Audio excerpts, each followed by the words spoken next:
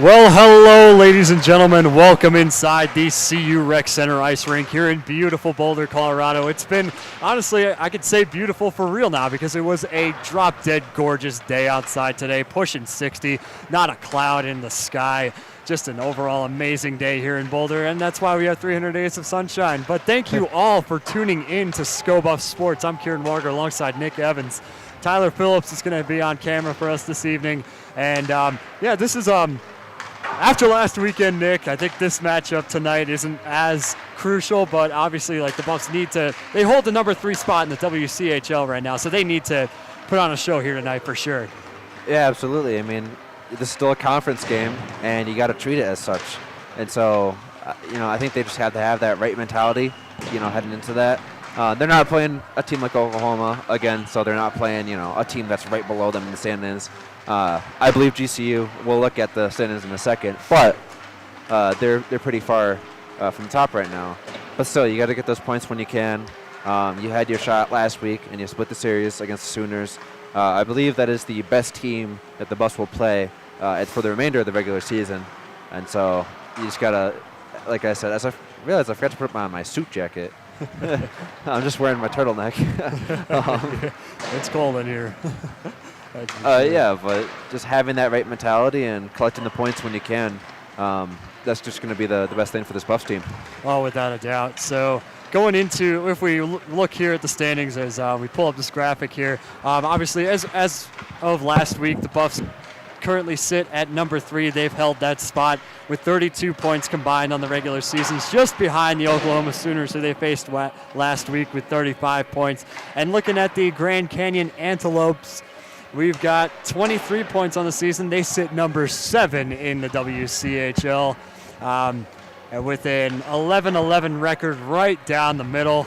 And a shootout loss, it looks like. Meanwhile, the Buffaloes 15-11 and 1 overtime loss. 2 shootout wins and 1 shootout loss with those stats there. So that's where the Buffaloes currently stand now. Obviously, number 3 in the conference. So, like you said, Nick, they have to remain vigilant as they begin to wrap up the regular season in the next month or so.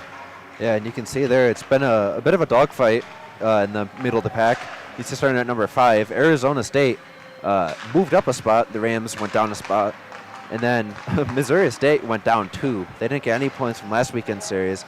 Meanwhile, the Broncos and the Antelopes both moved up. So it's not like this Antelopes team isn't winning. I believe they scored 4 points from last series. So a pretty good outing for them. And now they sit at number 7 on the season.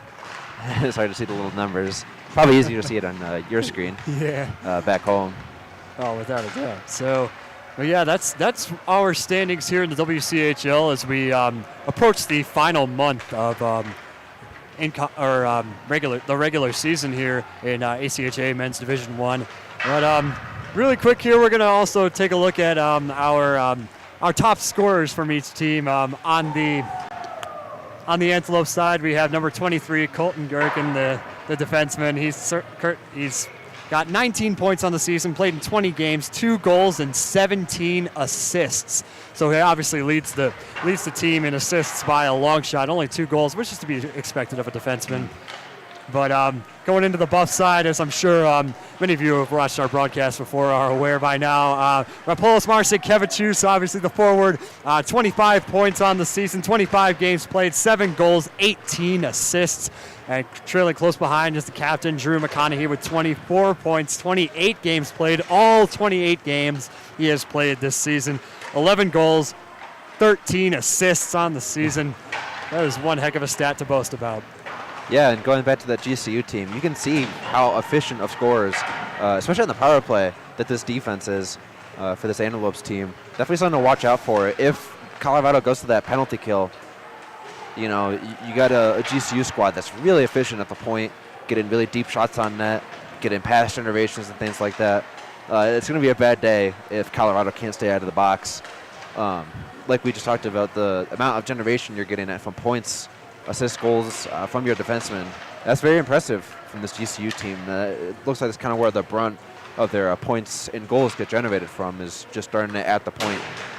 Without a doubt. And before we wrap up our post-game show today, we're going to talk our pregame. Excuse me, man. The temperature here in the rink is tripping me up a bit, I must say. But it's very closely contended here tonight, Nick, when it comes to goaltenders. Obviously, sitting at number 8 in the WCHL is number 75, Jacob DeMaranville. I really hope DeMaranville. Started last year.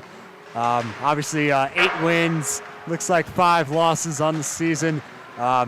24 games played, and save percentage, we're looking at a .881, so not too bad going in here. And just in front of him in the WCHL, sitting at number 7, is our own Liam O'Gwen here at Colorado.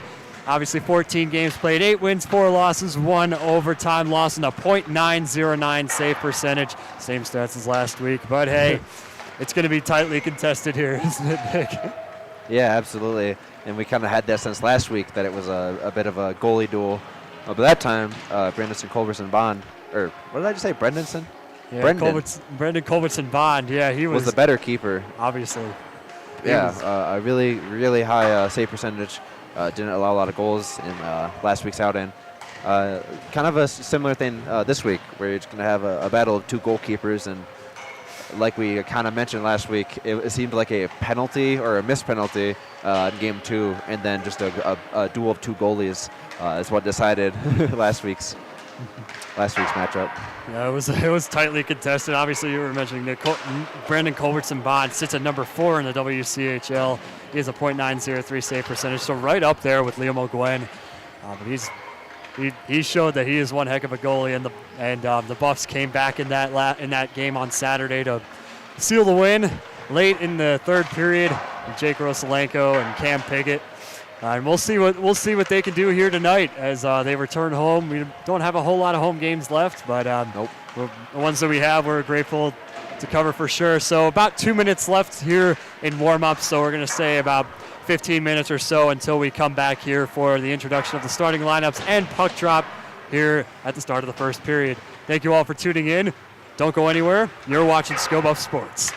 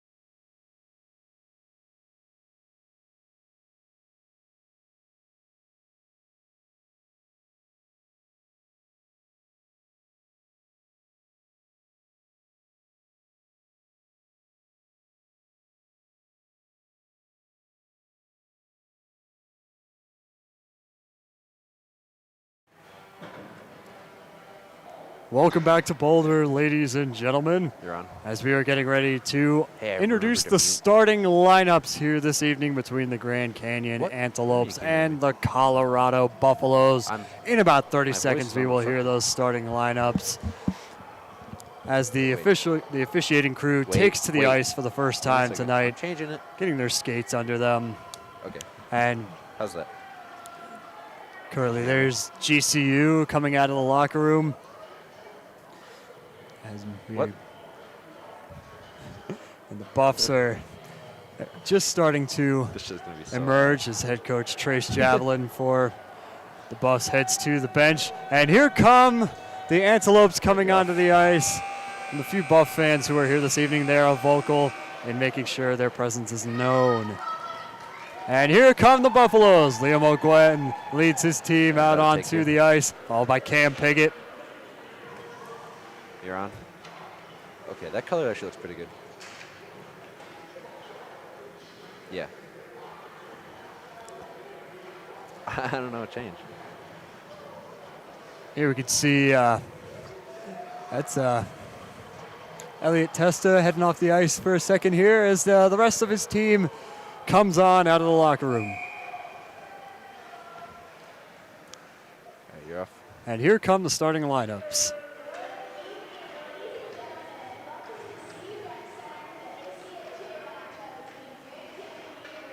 The moment you got it.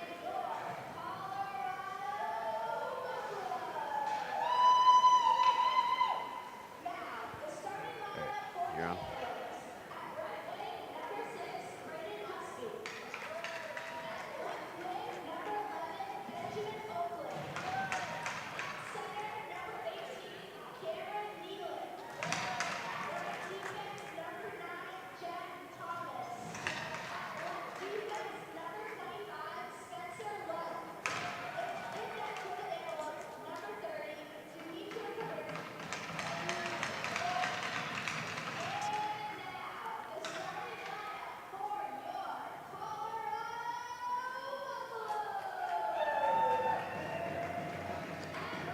You're on. Cool.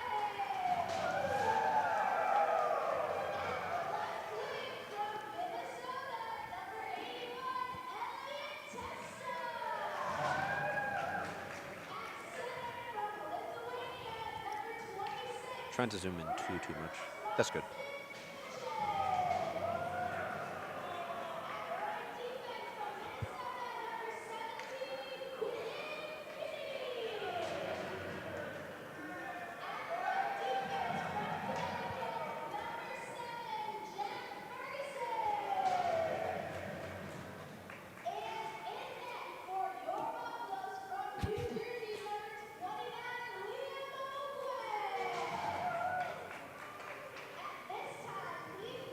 All right, you're off. Can you get the flag?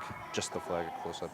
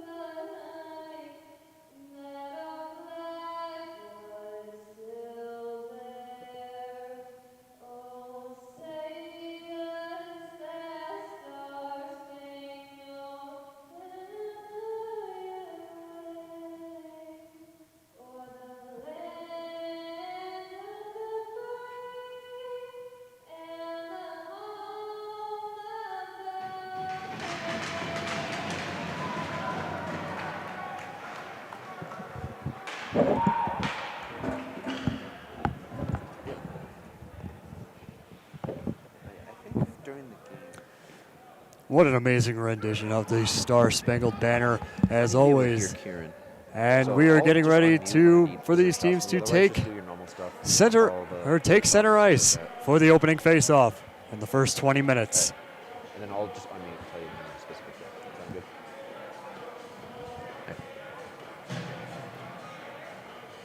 I'll let you See know. Captain That's Drew when I'll- McConaughey over there at his bench for the final huddle before the Buffaloes take the ice. Coach Trace Javelin there in the back. He is hyped up. I can tell by that head bop for sure. Buffs do seem to take a long time on their little huddles there, though, as the linesmen have to whistle them to come back out. And here we go.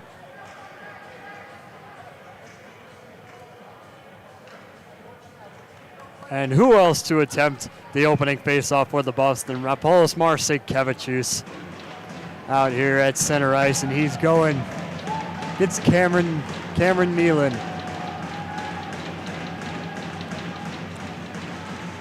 Faceoff controlled by GCU as they retreat back into their own zone. Here's Jack Thomas, long pass out, intercepted by Quentin Kinney, who fires in a save by Dmitry Kublitsky. Going to be something to notice, partner, how quickly this Buffs team can get off that faceoff and generate looks like that. They already have a shot on goal. We're only about 12 seconds into this one. Already didn't win the faceoff, but they got the puck on that turnover, and they're able to put something on that just less than 15 seconds in, as you were saying, Nick, as Testa chips that behind and wraps around into the corner for McConaughey there, trying to get his stick on it. And that forces skaters out to the half wall as GCU desperately trying to clear their zone, and they do. Marsekevicius, here's McConaughey. He's going up the left side or the right side, cross ice pass. Here's Elliot Testa, great stick work and turned over. And here comes Husby with the response right into traffic. Cross ice pass out, saved by O'Gwen. Looks like some extracurricular activity was starting there, but it was quickly cleared up as both teams get a fresh line of skaters. Yeah, kind of a quiet crowd here tonight. For something, that was actually a pretty good look for the Antelopes, and you figured the crowd would react accordingly. Yeah, it's pretty sparse here. It's surprising for a Friday night for sure. There's the pass taken by, they got skating up ice, and there's a shot, and that's lost the footing. There's another shot in front, save by Kubritsky. As the Antelopes will respond, just Kate out there to break up that pass.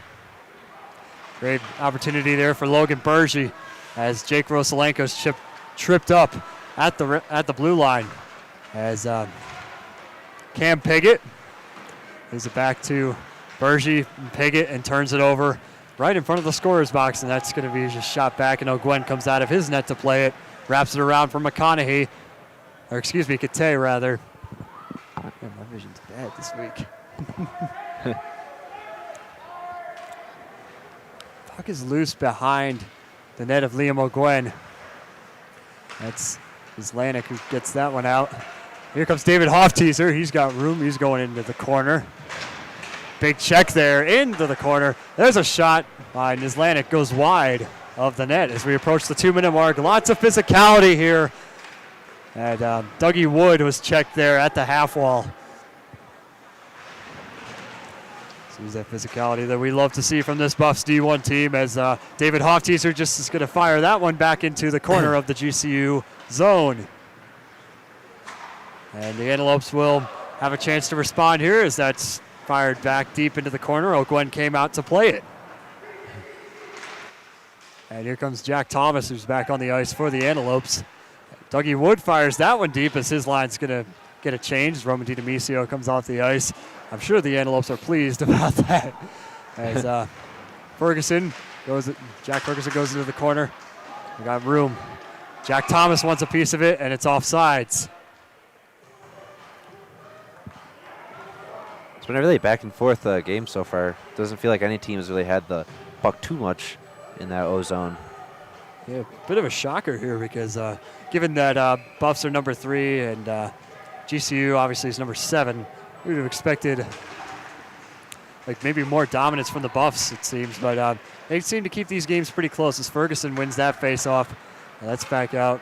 Shot into the corner. Icing is waved off. Give it into the corner. Score! What a shot there by Luke Massey, who puts the Buffs on the board first. Just under 3 minutes into the game. And that was off a nifty little pass there from Blake Blevins right in front. It sneaks it right behind Dmitry Kabritsky. Holy cow, what a way to start this game. Yeah, something Luke Massey does very well. His offensive awareness is like no other that you'll see in this Buffs team. He was in the right place, right time, and that wasn't on accident. Without a doubt. Here comes the face-off. Over here, Marcin Kevicius back on the ice. The Buffs starting line. As the linesman, there goes the Antelopes winning that face-off. And they're just going to fire that one deep into the corner. O'Gwen comes out to play it again, and he's going to backhand that one. It's picked up by McConaughey. Little pass intended for Marcin Kevicius, and that's going out to Elliot Testa at the blue line, who checks GCU out there. Another chance. Marcin Kevicius tried to get his stick on it. McConaughey can't pick it up in the corner, and that's wrapped around for the Antelopes as that pass deflected, and it goes high, and Ferguson retreats behind his goaltender, waiting for help. And McConaughey,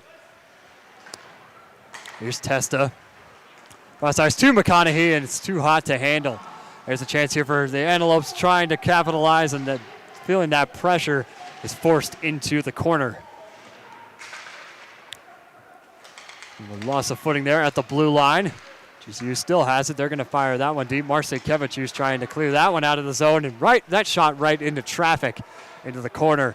McConaughey trying to get his hand on that one as number 96, Christian Cardo, is going to fire that one wide. McConaughey out to Quentin Kinney. Can't connect. Quinney loses his footing in the neutral zone as the puck goes back into the corner, and Ferguson, a little backhander back to Marcin Kevicius. He's got wheels. This line's got to be gassed at this point. They've been on the ice for well over a minute. McConaughey can't pick up that one. Ferguson, puck is loose behind Liam O'Gwen. It's cleared out. Thought about the one-timer there. They're not going to do it. Here's Carroll again. As this pass right into traffic, and it's turned over. Testa out to Marcin Kevicius. He's got help. Here's McConaughey going up the left side. As he goes back around, tries to connect. There's a shot, and a great stop there by Kabrinsky. Another save off the pad. GCU has a chance to respond here. It's Cam Piggott's lines on the ice. Jesse Gate trying to intercept that puck. Liam O'Gwen comes out to play it. Wraps it around to the corner. It's picked up by Caden Henriksen into the corner for GCU. Still a fight for it as we are inside 15 minutes to go. Back out at the blue line is Spencer Lund. Started this evening for the Antelopes. Lund trying to get his stick on it, as is Jake Rosalenko, who checks and skates right into the linesman. There's a cross-ice pass to Ricky Nelson. Goes back into the corner. Here's Gate. Rosalenko. He's just going to get rid of that. And it's turned over to the Antelopes. And the Buffs just desperate to clear their zone at this point as that goes back behind into the corner. Islanik is checked into said corner as we approach 14 minutes to go. So we can get another line change. GCU, they're going to take a shot right into traffic. David Hofteaser right in there, right on the money to stop it. Islanik out to Jesse Gate. There's Gate going. She's going to fire that one just back into the opposing corner as Hofteaser can't get his stick on it, and it's out at the half wall. Back out to the middle of the zone, and GCU will try to respond here. Here comes that pressure that we've been seeing all night. That cross-ice pass couldn't connect with any GCU player.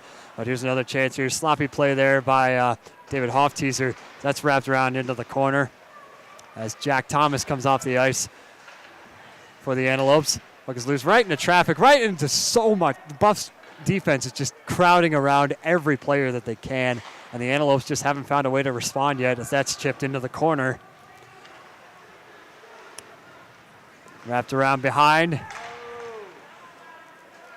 Comes Matty Hole. And saved by O'Gwen.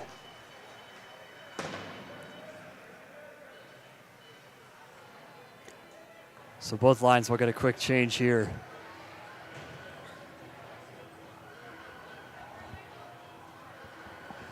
There's Luke Massey with the goal about 2:54 into the first period.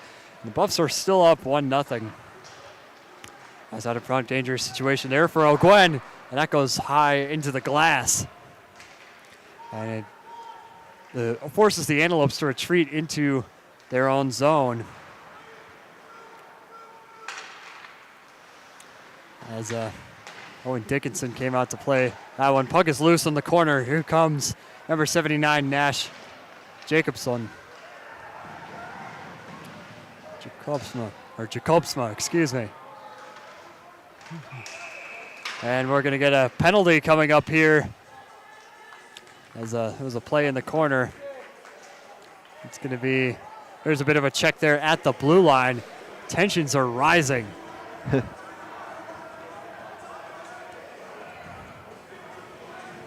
First penalty, it looks like the referees are convening near the, and yep, it's going to be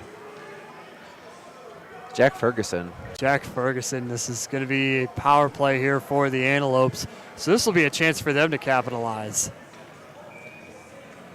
on this play. Well, if you remember, partner, like I said in the pregame show, as the power play graphic is all out of whack right now. There's a shot on net, and the net comes out of the post, excuse me. But a great stop there by O'Gwen. And yeah, like we were kind of talking about, this is a very lethal team on the power play. We didn't look at the exact stats, but you can tell they're a very efficient unit, very good at keeping away that puck, making sure they can't get the check off.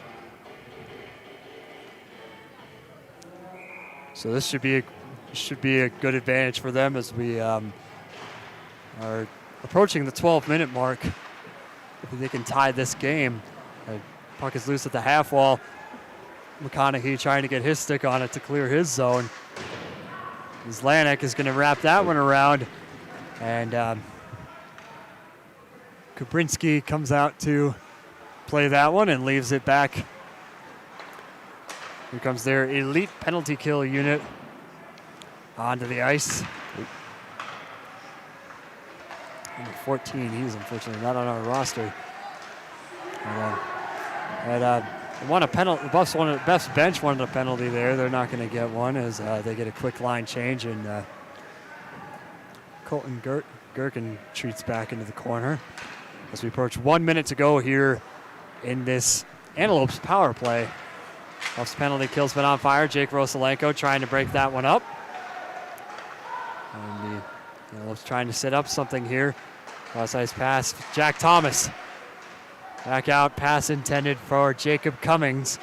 Can't connect with the puck, and Jacobsma at the blue line turns it over to Jake Rosalenko, who's just going to clear his zone as we approach half a minute to go here in the power play.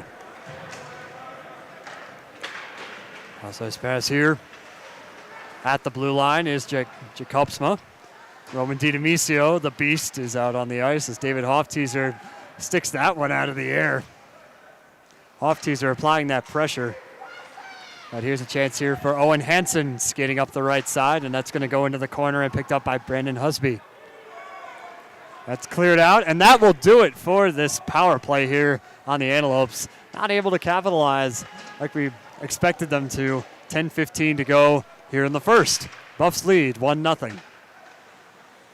Not only that, partner, but from what we can tell up here, not a single shot registered on net. That is huge for this Buffs team. The defense is just all over these Antelopes. There's a cross-ice pass. That's just going to be fired deep off the leg of Cam Piggott.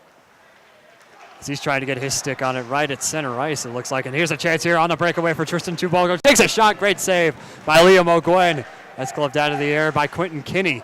And a bit of a trip there, and we're going to get a penalty here on Kinney for tripping, it looks like. So physicality not exactly paying off for the Buffs as Antelopes get another power play inside 10 minutes.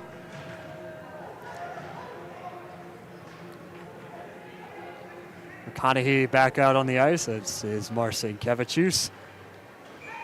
We're mixing up the lines here, it looks like. Got McConaughey. Jessica Tay is out there.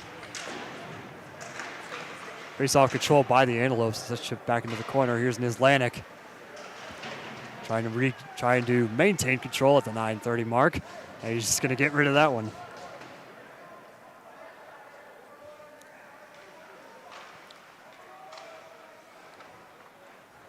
Antelopes retreat back into their zone as here comes pressure. That one goes up into the corner. That was Hunter Schmitz. Back into the corner, a minute and a half to go here in the second power play of the night on the Antelopes. And they're going to try skating up ice here. Another chance here. That pass from Gavin Ukele. Ukele back into the corner. And Krupsminski comes out to play it as here comes Braden Husby. He's going to leave that one back for Cummings. Puck is loose near the blue line. Not a whole lot of shots on net, like you've been saying, Nick. But here they come again. That's Jack Thomas. Let's get up ice. Check it there at the half wall by Ferguson. Half a minute to go here in the power play. That puck is wrapped around. And Kuprinski comes back out to play it. Antelopes have one last chance here on this power play while the Buffaloes are shorthanded. There's a shot saved by Liam O'Gwen as that was on top of the crossbar. No whistle. And play is continuing as Dougie Woods trying to get his stick on it at the half wall. As power play will come to an end and the Buffs will return to full strength. Walk back into the corner. Here's Dickinson. Dickinson's going to fire that one back to Luke Massey. Can't get his stick on it. Crowd is starting to pick up a little bit here in the rink, FYI, folks, as we are inside 7.5 to go here in the first period. We haven't seen a stoppage in quite a while. Puck is loose in the corner. And GCU is going to try to wrap that one around, feeling the pressure from this Buffs team as Matty Hull. There's Hull out to Blake Blevins. That's back into the corner. Massey, check there along the boards. Inside 7 minutes. Ferguson back out. As that's cleared again by the Antelopes. Hull trying to fight for that puck and wraps that one around for David Hofteaser into the corner who doesn't get it. But it's quickly picked up by Blake Blevins. And it's cleared out as we round 6.5 to go. Player has lost his stick. It's Roman DiDomisio.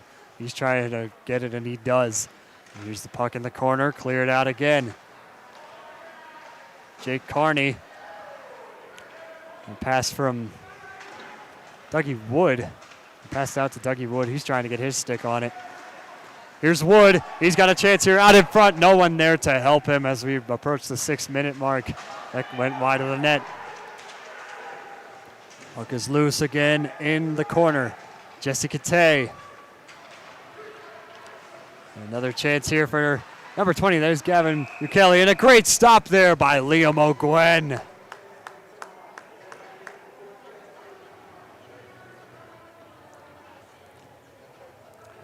Gwen hasn't seen a whole lot of action here this evening. Shot differential 3-5. The Antelopes currently hold the advantage when it comes to shots on goal. But Gwen really hasn't seen a whole lot of action here tonight. And obviously, one of those 3 shots by the Buffaloes on Kabrinski was that goal. Yeah, we're actually missing a skater right now. And the Antelopes a little sluggish on the puck right now, as you can see, especially on the power play. Gotta wonder if it's the reason why they haven't been able to register so many quality looks. There's a shot goes wide. It's cleared out. McConaughey chases that one out as Jack Thomas got that shot off. Now puck is back into the corner. Liam O'Gwen out to play a dangerous situation. Nearly turned over the puck. There's another shot, and that goes just wide of O'Gwen. Jack Carney wants a piece of it. Another save off the pads. Another penalty coming here. And it's going to be first power play of the night for this Buffs team. Yeah, they're going to enforce high sticking. You've been seeing all night the way that, this Antelopes team wants to be first to that puck, but unfortunately for they got him on the high sticking. And like we were talking about, if this was the pros and that drew blood, that'd be a lot more than 2 minutes right now. Oh, for sure. Hunter Schmitz is heading to the box for the Antelopes. I mean, if they did draw blood there on that play, that would be like what you'd want as the Buffs in an ideal situation. Obviously, you hate to see players get hurt like that, but you want that man advantage for sure. So we approach the 5-minute mark. So around 5 minutes, and Dougie Wood, he's going to cross that one out to Nislanik into the corner for Kinney. Hoff-Teaser trying to get his puck on it. Surprised the McConaughey line is not out here right now. I mean, granted they were out here on that last play, but you want your best skaters out on the ice right now. And that's a deep pass from Liam O'Gwen, and Roman DiDomizio is able to pick that one up. Hoff-Teaser, and looks like we're going to get offsides here on the Buffs. Sorry, Bernie. That one elicited a reaction. Saw a little pop from that crowd. That's I hate to see it. If I'm willing to, looking at the bleachers here, folks, it looks like GCU's got the larger crowd here. So we'll see. We'll confirm that later. But here's Ferguson trying to defend that puck, and it's going to just be saved by Liam O'Gwen. And we're going to face off here in the Buff zone. Not ideal. Shorthanded. Well, when the Antelopes are shorthanded right now. So this is what they could. This is everything that they wanted. And Liam O'Gwen trying to keep play going. He held on to that puck a little too long. Here comes Elliot Testa trying to clear that puck out in front. Saved by O'Gwen. Holy cow! Score! Off the rebound was Owen Hansen, unassisted on that last goal. And the Antelopes get a goal here short-handed in the first period, and the game is tied with 4:16 to go. Yeah, you kind of saw that coming, the way that, the amount of generation that this Antelopes team has gotten. That's the right goal graphic. No one saw that. I put the wrong goal graphic on. But the shot differential was 9-3. And so you got to wonder how many shots they could have taken. I think that's the right word, before the Antelopes team could get one past. There's a cross-ice pass into the corner as we approach the 4-minute mark. 40 seconds left on this Buffs power play. Let's see if they can get on the board here. The Hoff-Teaser going up the left side. He's going to bounce that one off the glass, and it goes behind the net of Kabrinski. There's a shot from deep, and it's great save by Kabrinski off that pass from Nislanik. Yeah, Cade Nislanik, he's pretty much known for firing from deep. And got 24 seconds left on the Buffs man advantage. Roman DiDomizio in the face-off circle for his Buffaloes, and a bit of a sloppy one there, but DiDomizio comes away with it. Out in front, save! GCU crowd wanted a penalty. They're not going to get one as that's cleared out, and O'Gwen's out to play it. He leaves it for Nislanik. Nislanik skating up the right side, leaves it back for Quentin Kinney. He goes up. He's got wheels up the right side. He's going to try to get the wraparound as the power play is over for the Buffs. David Hoff-Teaser right into traffic, and that puck goes high. Another chance here. Hunter Schmitz comes out, and that's right into the glove of Liam O'Gwen as we approach the 3-minute mark here in the first period. Shots now double in favor of GCU, and kind of have that feeling right now with the tempo of this game. Colorado had a really explosive start, but as things cool down, it's kind of been shifting right now, that ice tilt in favor of the Antelopes. Yeah, hopefully Marcin Kevichus winning that face-off can get some motivation for his Buffs. As McConaughey couldn't connect with that one, and it will be icing here against the Buffs. Just inside 3 minutes. Oh, I'm sorry, partner. We're getting used to these new headsets. But yeah, it's some really aggressive passing from this Buffs team. You can see how many cross-ice passes and just rips from this team they're trying to get off. And that one right there just couldn't go in their favor. Matty Hull wraps around his goaltender. Testa's going to fire that one high. Pass intended for McConaughey is broken up. It's going to be chipped deep into the corner and wrapped around with 2:45 to go here in the first. Hull is chasing that one down. No, Gwen will play that one. Pass intended for McConaughey turned over. And another chance here off the pad. And I'll tell you, Hunter Schmitz has been instrumental here for this team. Another shot from deep and saved by O'Gwen.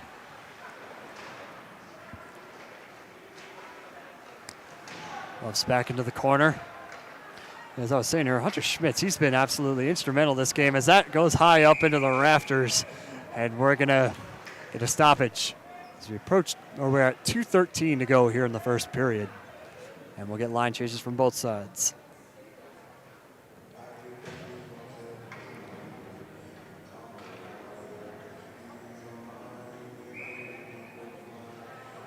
Face off back into the corner as Kevichus out there again. Another sloppy face-off. No clear control of the puck. Antelopes come away with it. There's a cross-ice pass, glove down to the air, and a slap shot saved by O'Gwen. Up into the corner. Just inside 2 minutes to go here. And it's going to be looks like a penalty coming here.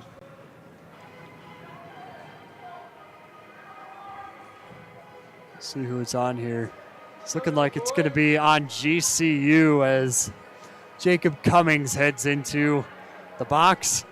Another power play here for the Buffs. Just what the Buffs needed too. As we talked about, the ice tilt's kind of been in the Antelopes' favor, and now you got that chance to go right back at it. Hoff-Teaser is going to wrap that one around for Dougie Wood. Back out is Nislanik, retreating back into his zone, waiting for help. And he's going to leave that one back for Kinney. Kinney skating up center. A little pass there to Roman DiDomisio. He's going to fire that one deep, and David Hoff-Teaser trying to get his stick on it at the half wall. Nearly turned over. But Kinney, great stick handling, maintains control, and here's Hoff-Teaser behind the net, trying to sink it past.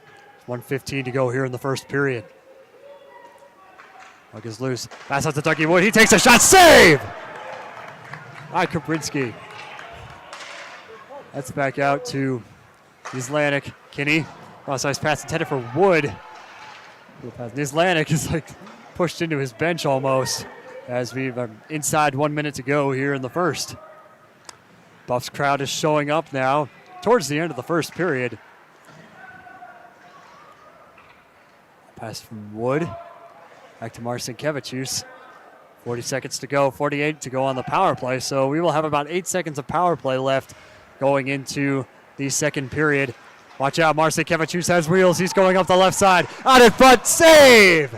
Right into traffic inside 30 seconds to go. Jake Rosalenko trying to help out. We're going to get a stoppage here as that puck went high up into the netting.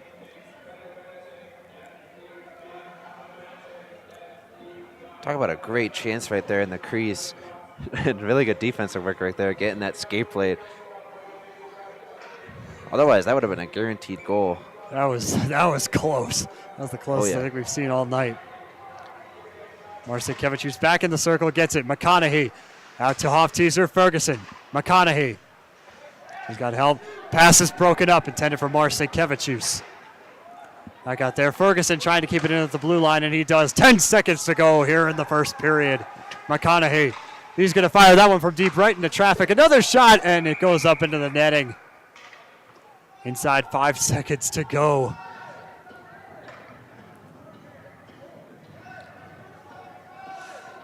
Yeah, you got to, if you're the Buffs right now, you got to make something happen. It's not ideal to go into the locker room tied 1-1. You still got 40 minutes of play after this. Marcin Kevicius back into the face-off circle. And he waved off. Antelopes come away with that one, and that's going to effectively do it for this first period. Game is tied 1-1 after 20 minutes of play, and Buffs power play just could not capitalize on that last play there to put themselves back in the lead. Yeah, I mean, and it's a tie game, thankfully, for this Buffs team. They had the chances that they got earlier. There we go. That they got the chances that they got earlier, but you kind of get that sense that GCU's kind of been the quicker team to that puck, which is strange because they had those first two power play opportunities, and they felt really sluggish. They had a lot of rebounds that they couldn't get to, or passing attempts that they just kind of gave away to that Buffs team, and the Buffs team cleared it. But yeah, just a pretty interesting situation where it's like something just like snapped, inside of this GCU team. I keep trying to say TCU for some reason.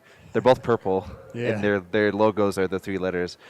But yeah, this GCU team kind of woke up, and now you're kind of getting the sense that they've not only got back in this one, but they kind of have that momentum heading into it. And I think both teams do have things to be proud of in that first period, but it's going to be interesting to see how they can come out and adjust heading into that first intermission. Yeah, you got 8 seconds to go on that power play here for the Buffs. Let's see. I mean, you saw how electric they were at the start of the first period, so let's see if they can put something on the board coming into the first. But, folks, that's going to do it for us for now. We'll be back in about 15 minutes. Coming up on the intermission today is we'll have our live show from earlier this evening displaying for you guys. Nick also produces those, fun fact, if you guys didn't already know. So and sometimes I'm on camera. Sometimes on camera. We'll see tonight. And stay tuned for my play of the week. First time doing play of the week, but it was fun. So that's going to do it for us. Don't go anywhere. You're watching Sko Buff Sports. We'll be back in 15.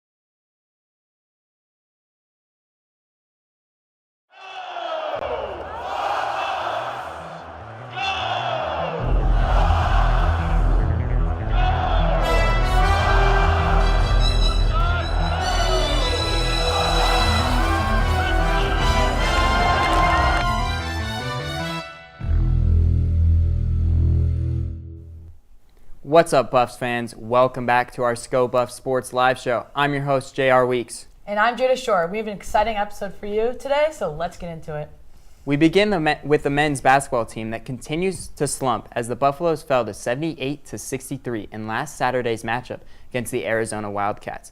After a close first half, Colorado was unable to find rhythm from the floor, shooting 44% from the field, while Arizona shot 56%. Julian Hammond led the third led the CU Buffaloes with 19 points and 4 assists, while Anthony De La Rosa led the Wildcats with 20 points and went 6 of 9 from the 3. Following Arizona, they would extend their losing streak to 9 games in a nail-biter loss against Arizona State on Tuesday. The Buffs would lose 70-78 after the Sun Devils were able to make their free throws late in the game. Senior Trevor Baskin put up 19 points with 4 rebounds, but 18 from ASU's Adam Miller was enough to pull it out. The loss puts Colorado in a 0-9 conference play. The men's basketball team will take a trip to Fort Worth, Texas this weekend to take on the TCU Horned Frogs. The Buffs still look to remedy their turnover and rebounding struggles as they continue their search for their first Big 12 win. TCU's Noah Reynolds and Ernest Uday Jr. led the charge for the Horned Frogs, although Colorado's chances at postseason play are slim to none. They'll have 10 conference games to play. The series record between these two teams is tied at 2 wins apiece. TCU comes into the match hoisting a 10-10 record, 3-6 in the Big 12, while the Buffs sit at 9-11, 0-9 in conference play. Tip-off is set for Sunday at 2 p.m. The Buffaloes then finish off their road trip next week, traveling to Salt Lake City to face the Utah Utes. This will be the first and only matchup this season between the former Pac-12 rivals, where Colorado leads the series 34-30 all time. The Utes are 3-2 at home in Big 12 play, while the Buffaloes are still winless in their true road games this season. Senior guard Gabe Madsen leads the Ute charge, averaging 14.5 points per game. Tip-off is set for 7 p.m., and the game can be viewed on ESPN+. Now, it's time for this week's trivia question. With this year's disappointing 0-9 start to conference play, your question for this week is, when was the last time the Colorado Buffaloes men's basketball team went on a 9-game losing streak?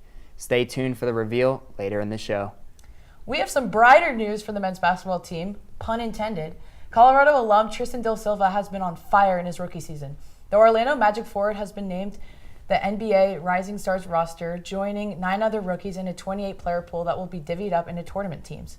The Forever Buff is averaging 9 points, 4 rebounds, and 2 assists per game on the Orlando Magic, who have been relying on young talent like Del Silva after the injuries of several star players. NBA.com ranked Del Silva at number 7 in Rookie of the Year race. The Rising Stars tourney will take place Friday, February 14th, with the winning team set to participate in the inaugural NBA All-Star Tournament. Frida Foreman's mastery of deep-range shooting led the Buffs on Saturday against number 10 Kansas State. The Wildcats were without their best player, Okoye Lee, for the first time, and it showed in the matchup. The Buffs overwhelmed K-State down low, tallying 40 points in the paint. Colorado also locked down on defense, holding their third most efficient offense in the nation at the time to 37% of shooting. In the end, the Buffs sped away from the Wildcats to upset the Big 12 foe 63-53. This is the second top 25 team upset for the Black and Gold this season, as a few weeks back, J.R. Payne's crew shocked then number 14 West Virginia. After their win over Kansas State, women's basketball went to Utah to face BYU on Wednesday. The Buffs were led by Namir Dew's 22 points off the bench and Sarah Rose Smith's 13 rebound night. Colorado led by 9 at halftime, but the Cougars were able to tie it up in the third quarter.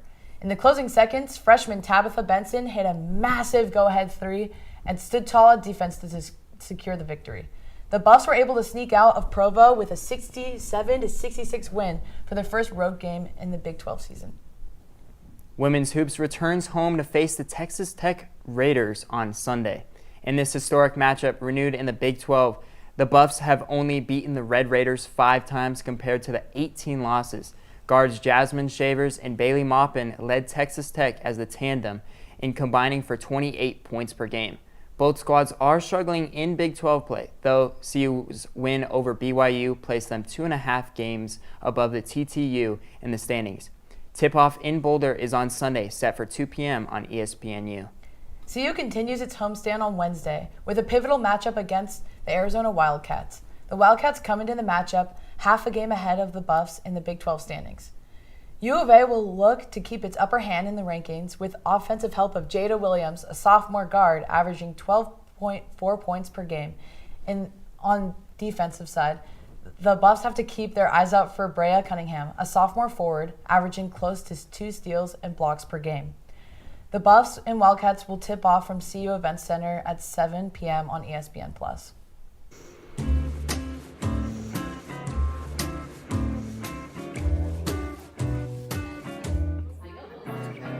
Who wants to do basketball? Who wants to do football? Who wants to do soccer? Who wants to do volleyball? That's so sick. Did Christian just say that? Videography. Anyone want to do that? Good afternoon, Buffs fans. This is Buff Banner. I'm Colby. I'm Aramis. And today we're going to be talking about the upcoming NFL 2025 draft, specifically our Buffs football players that are entered in the draft. So Aramis, if you'd like to get us started. So me personally, I think the first buff taken after Shadur and after Travis Hunter will be Will Shepherd.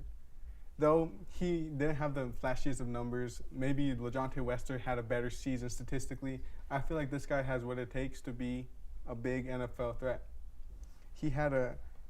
Throughout his last 4 seasons, he's had over 40 receptions and 500 yards in each of those seasons. He's had 27 total touchdowns in his collegiate career, and he's a big guy. He's 6'3", 205 pounds. I feel he has a similar build to Courtland Sutton. I feel like he's a really big threat in the end zone. Whatever team he goes to, he's going to instantly make that end zone offense way better. With Will Shepherd, he's the type of player that a 50-50 ball turns into a 70-30 ball. Any ball that's in the air, Will Shepherd has a very good chance to catch that ball. You know, I think Will Shepherd, there are, of course, concerns about his top speed, so I think his pro day, or if he gets invited to the combine, whatever, that's going to be a big factor in where he's drafted. I think he could definitely be the third buff off the board. But, you know, like I said, concerns with top speed, and, of course, it depends what kind of wide receiver teams want. He's, you know, I don't see him being like a wide receiver 1. I see him starting out definitely as a wide receiver 3 if he starts right away anyways. And really, wide receiver-wise, for the Buffs, I kind of like Wester better. 930, almost 1,000 yards on the season, a lot faster, bigger plays, more explosive. I think more teams are going to be looking for a faster, more explosive player. I feel you. I really like Wester too. I just feel the problem with Wester is his size. I feel like it's very hard to get a good small receiver like him in the NFL. He's going to be taking a lot of hits. He's a very light guy as well, so his body's going to be taking a lot of damage in the NFL. And he is a fast guy, but I feel like every team already has a really good fast guy. If you look at the teams that are at the top, they have a fast guy, and a lot of them that are struggling to get past, you know, like the Chiefs, the big teams, don't have that 50-50 ball guy. That guy that you can just throw it up to him and you can catch it. I feel like Will Shepherd brings a lot more explosive plays to a team than LaJohntay Wester can. I feel like LaJohntay Wester is really good, but he has problems catching the ball against his body. Yeah, you know, I won't argue with that. But like I kind of already said, it just kind of depends what type of wide receiver teams want. And it's like let's talk about a team like Pittsburgh, the Steelers. They need a lot of wide receiver help this offseason. They need to get a lot of wide receivers. A lot of people leaving them. There's even concerns about George Pickens, what he'll do. And so a team that's drafting, like looking for a wide receiver in the 3rd or 4th round, like the Steelers, it just depends kind of what wide receiver they want. And so we'll just have to wait and see which one of those two is going to get taken first. But let's talk about another one of our wide receivers, Jimmy Horn Jr. You think he gets drafted? It's very tough to look at Jimmy Horn Jr. Though he played in, I believe it was 9 games, he didn't really have that much of the share on our offense. That first game against North Dakota State, he had an amazing game. Over 200 yards. He had that long touchdown to start the season off. He was looking really good. And then he kind of like fell off in our offense. The emergence of Will Shepherd, the emergence of LaJohntay Wester kind of put him in the backseat. And then with the injury, everyone kind of like forgot about him, I guess if you could say. He's a very good route runner. I feel like a lot of teams were looking at clips. They're liking him. I think I heard someone say that he could be the Tank Dell of this draft, which could very well happen. But I just think it's tough to look at it. I feel like if he does get drafted, it's going to be in the later rounds, maybe like a 6th, 7th. But I wouldn't be surprised if he gets undrafted. Yeah, I mean, I think there's no doubt that he ends up on a team. And I think, you know, because of the injuries that he dealt with last year, limiting his playing time, his snaps, whatnot, it will be harder to take him earlier rounds, of course. But he really is impressing at the Shrine Bowl right now. Same with, of course, Shepherd and Wester. Yeah. All of our guys really impressing at the Shrine Bowl, really increasing their stock. But Jimmy Horn Jr., that's big for him, considering how much playing time he got this past year because of injuries, like I said. And so depending how he does on the combine, that'll definitely move him up if he does well. If not, we'll just have to see how he does in those. But those are really our big offensive guys in the draft. Let's move to some defensive guys that I'm a big fan of that I don't really see a lot of talk of outside of CU fans. First one I'll talk about is Cameron Silman Craig, our safety, a fan favorite for sure. A lot of Buff fans love him. A lot of the media, not so much. His stats not the best. 1 interception, a forced fumble, 2 sacks though. Teams like safeties that are, versatile. And of course, a big thing for me, 64 tackles, real fundamental tackler. I think he can get taken in a 6th or 7th round. And really because I think teams are going to want to use him on special teams too. And teams are always looking for special teams players they can trust. I agree with you. I feel like he'll get taken in the later rounds. I feel like he's one of those guys that's just the leader of the defense. We saw when Shiloh Sanders was out, that defense got better without Shiloh Sanders, and it was because of the emergence of Cameron Silmer-Craig. He's a tackle guy, like you said, but you can also rush him off the edge. He's not amazing in coverage, but he's just a leader, and I feel like that alone could get him drafted. And of course, if he has a better combine, maybe he'll move up around, but I don't see him going as high as our receivers will. Yeah, no, for sure. But I also think any team that gets him will love him. I think he's someone that doesn't start right away. He'll develop into a great safety. And teams are always looking for people that they can develop. And so next guy that I'm surprised, shocked that I don't see more about him is BJ Green. I don't know why I don't see more about him. He has 7.5 sacks, 33 total tackles, 20 of those being solo tackles, and 2 forced fumbles. Those are pretty good stats. I don't really know why. We'll see. I think he'll be moving up boards as this offseason goes on. Not really the best comparison, but I do have to say he has one more sack than James Pierce Jr., someone who's supposed to be going in the 1st round.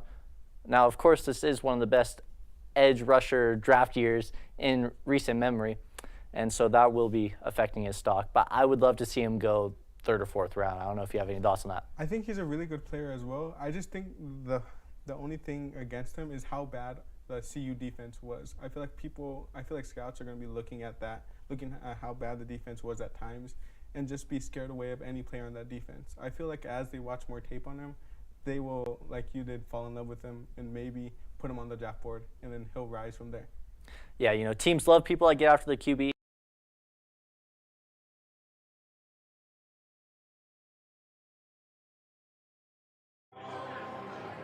Welcome back to Boulder, ladies and gentlemen, here at the CU Rec Center Ice Rink. We are just about 2 minutes away from the second period getting started here between the Grand Canyon University Antelopes and the Colorado Buffaloes.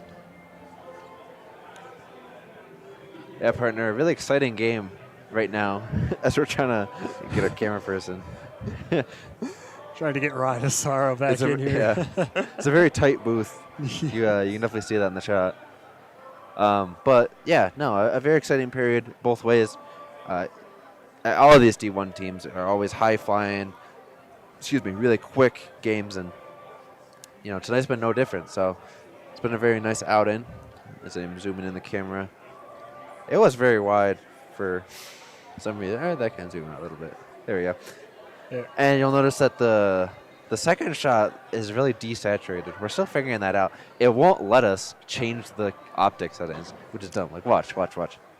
It's it looks like we're like, I don't know, in like a stereotypically like cold place, like Russia or something. Like that's like a stylistic choice, but you can see this is the more higher fidelity as Ryan struck the camera. Yeah. It's a very nice day. Not only out, it was really nice, not too cold. I dressed like it was, but yeah. And then of course there's a lot of people in the stands, so yeah, it's not the loudest crowd you'll ever see. I will say that. Not in the slightest. I mean, I think the obviously the Rocky Mountain Showdown is like when we are the most loud, but this is pretty good for what it is. Decent crowd. Lots of GCU fans out here today, I must say. It's like they're taking over our rink. It was like that last week, too, with Oklahoma. That is true. Yeah, the Sooners, these D1 teams, they travel well. Oh, yeah. You figure, too, they schedule a lot of games very far away. Oklahoma is not close. You know, Missouri State is not close. And yet, sometimes the parents can't always travel. So if I had to pick and choose the games I went to, I'm going to the big games, the Rocky Mountain Showdown, whoever is number 2 or 3 in the seeding. I'm not necessarily going all that way for the less marquee games. Yeah, I agree with you there, Nick. I mean, this game is nothing. It's nothing to really sneeze at. But I mean, these guys are coming from Arizona, so it sort of makes sense that they would travel all this way up to Boulder. Yeah. Perhaps they're from Colorado. We don't know. But we are getting ready to take the ice. Buffs in the final huddle as GCU is already out there. They're still shorthanded, mind you. Jacob Cummings is still in the penalty box, and he'll be in there for about 8 seconds. Well, you mentioned that, partner. A lot of players on this team from Alaska. I had a friend that grew up playing hockey, diehard Bruins fan for some reason. But yeah, a lot of Alaskan players. As you can see, Jacob Cummins, who we've been saying his name a lot tonight, is listed as from Alaska. It's always funny because the elite prospects and ACHA are always different. I go by elite prospects, and I think the actual player does that. Yeah, but if I'm not mistaken. Yeah, so like you mentioned, a very diverse crowd. You got parents coming from every which way. As we have a problem, if we can get the camera on it looks like the referees are not satisfied with the drying of this ice. Yeah, they come out there with a little broom and skating down to the far side into the corner near the. You can see the goalkeeper. Near the goal teacher, Kaprinsky.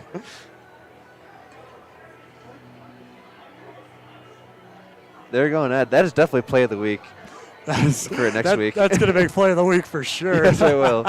It's going to be a fun one to call, whoever calls it. We got the getting real deep into the net there, it looks like. Yeah, I know you weren't here last week or last year, but in the Rocky Mountain Showdown, there was about a 20-minute delay because of that exact reason. That is fun. That's not a situation I'd want to be in as a player or a fan or a coach. And here comes Apollos Marcinkevičius entering the face-off circle again for the Buffaloes here at center ice. And he's facing off against Owen Hansen. If I'm not mistaken, has been in the box this evening. The ice is finally dry enough, according to the officials. And the benches have come. They are roaring to life here in Boulder. It's the loudest we've heard the rink all night. GCU takes the face-off, and here's number 20, Gavin Kelly chips that one back into the corner, and it's going to be picked up by Jacobsma. Jacobsma trying to get his puck on it as the power play has expired. It's the optimal situation there for GCU. They'll take a shot right into traffic, just wide of Ogwen. Marcinkevičius trying to battle for that one. Back into the corner for Ferguson. And McConaughey just ducks under that one as that's shifted to the opposite corner from the blue line. Bounced off the glass by Ferguson. A little pass here. Here's McConaughey. He's got wheels skating up into the slot, and he can't get past the blue line. Lots of pressure here from the Antelopes. They want to make something happen. They know who they're up against. And they're trying to get their stick on it at the half wall. It's kept into the zone. That's going to be a shot. The save.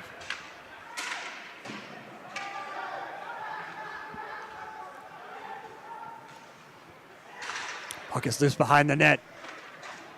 Ferguson trying to get his stick on it and clear the zone. Testa's going to fire that one deep into the netting. I'm sure he was trying to clear his zone. But it's just went up high, a little too high there on that pass. Yeah, thankfully it's not the pros where that'd be a delay of game. Hate to see it. Marcinkevičius back in the circle. Great face-off win there. That was the cleanest face-off win we've seen. It right in the puck was in traffic, and a great stop there by Ogwen. Jack Thomas skating up ice. Back into his zone. McConaughey can't get his stick on it. He's trying to get it at the blue line. That's going to be just fired back into the corner and picked up by Braden Husby. Here's McConaughey at the half wall. McConaughey with a big check there. Number 25, Spencer Lund, who's in the starting lineup tonight, if I'm not mistaken. And Ferguson turns that one over to Schmitz, who's had several scoring chances here tonight. Just inside 18 minutes to go here. Still tied at 1. This is a pretty long play. Haven't had a stoppage in well over a minute, maybe a minute and a half. Pass out in front, saved by O'Gwen. Puck is loose in front. Buffs trying to clear that puck. Cross ice pass. That's Colton Garvin. And here comes Logan Bergie. He's got wheels up, and he's just going to get rid of that one into the pads. Another shot there. Oh, thought that went in. What a chance there for the Buffaloes, just wide. And another great save there by Kaprinsky. Piggott's got a chance here. He's going to try to get the wraparound. Score! Cam Piggott. The goal is waved off. Everyone in this rig thought that went in. But the goal is waved off. We have a broken stick on the ice, and Trace Javelin thinks that that puck went in. What a shot there by Cam Piggott. Not able to sneak it past as a broken stick is picked up by the linesman. This is the most vocal that we've seen this Colorado bench. They're saying that the net came off. You see a replacement stick there. They're saying that net came off. But if it was in the process of the shot, that would be a goal. At least the rule book. I don't know. I read part of the rule book yesterday. I was kind of bored. Oh, man. Because they're talking things over. It's a long talk. So they're talking to the officials here at center ice, seeing what their take on the situation is. Crowd obviously wants that Buffs goal, and they're being vocal about that as they're convening with Buffs, Captain McConaughey, and Trace Javelin in the back there, weighing in. So no goal, but they might enforce a penalty here. Of course, that net coming off in the process of a shot is a penalty, which they won't. So yeah, they'll just say that was consequence. And we have no goal.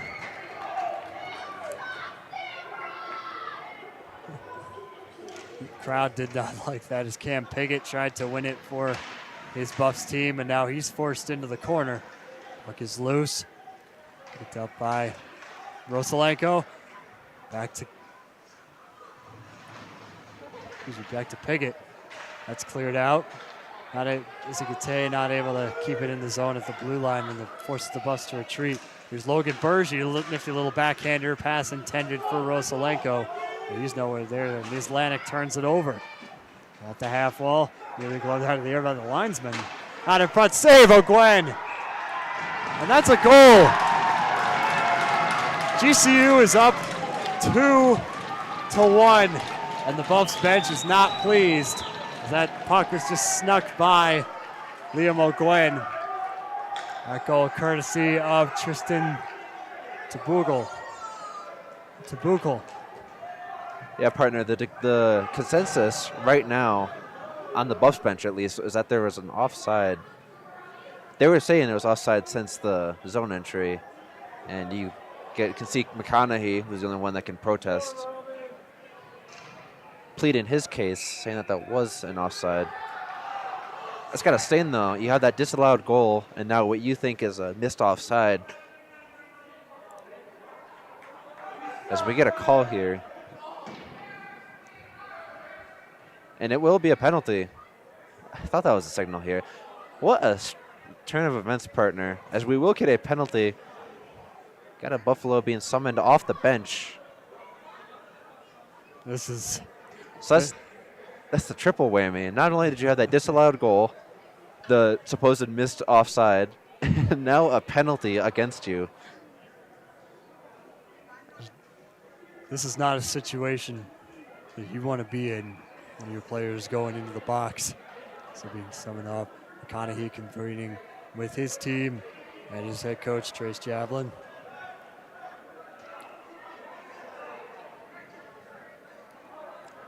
And it looks like Owen Dickinson. Owen Dickinson's going to be heading to the box. It didn't look like he wanted to go off either. You can see Coach had to tell him, just go. And Owen Hansen's waved off from the face-off. And in comes Kopsma. But the Buffs ultimately come away with that one. He sent back into the corner. And a penalty, another penalty coming up here. It's going to be for interference.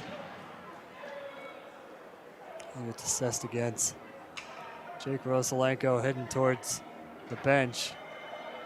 But we'll have 4-on-4 here as Cummings goes back into the box. Second penalty of the night for him.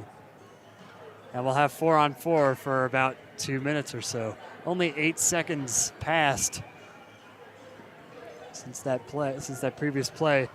As Marcin Kevicius back into the face-off circle. One of the rare times he does not get it as it's wrapped around. Number 40, skating up ice, loses his footing, turns it over to Quentin Kinney.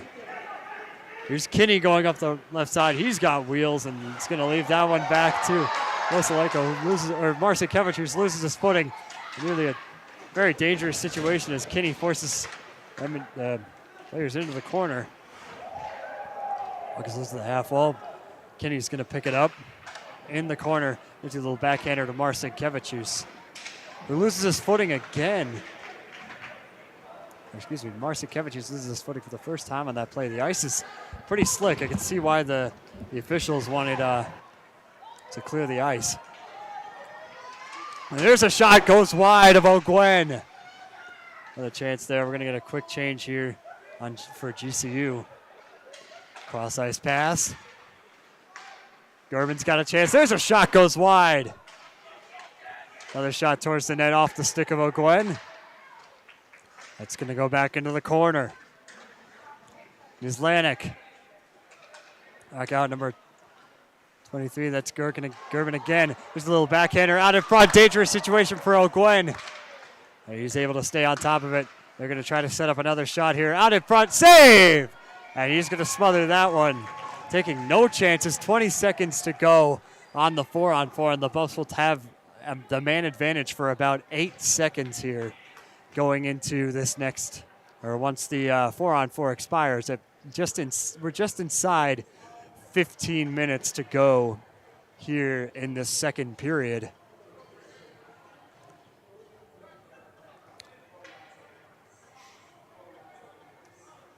And Hofteaser comes into the face-off circle against Nealon. It looks like he's waved off. GCU convening at their bench briefly, and Nealon goes back into the circle.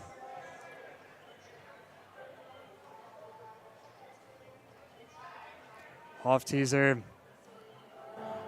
Another long talk with that bench. Oh, good job, Tyler. Our cameraman right now. I don't have contact with him because I got to be able to hear you, partner, but he already has that shot on. And like we said, a lot of talks with the GCU bench between breaks. This is the first one that's kind of bled into the play as we finally get a reconciliation. GCU comes away with that face-off. That shot is deflected up into the netting and out of play. Just 3 seconds in. Starting to get a little more technical here on these plays. McConaughey entering the face-off circle for the first time tonight. Or excuse me, that's a Hofteaser. Hofteaser gets it. Jake Carney. It's turned over. Pass intended for Hofteaser. Out in front. Dangerous situation for O'Gwen. And Hofteaser's going to pick this one up, go the opposite direction. Nearly turns it over. That's back into the corner. Jack Carney trying to get it. Here's a chance here. Out in front. Save by Liam O'Gwen. Pass back out. Offside is waved off. Jake Carney is going to wrap this one around as both teams are back at full strength as we approach the 14-minute mark. GCU is going to get a quick line change, as is CU. Dickinson trying to chase that puck down as the Antelopes will wrap that one back into the corner. Here's Luke Massey out to, that's going to be tied by Testa. And Mansour is just going to chip that one into the corner, and it's an icing against the Buffaloes.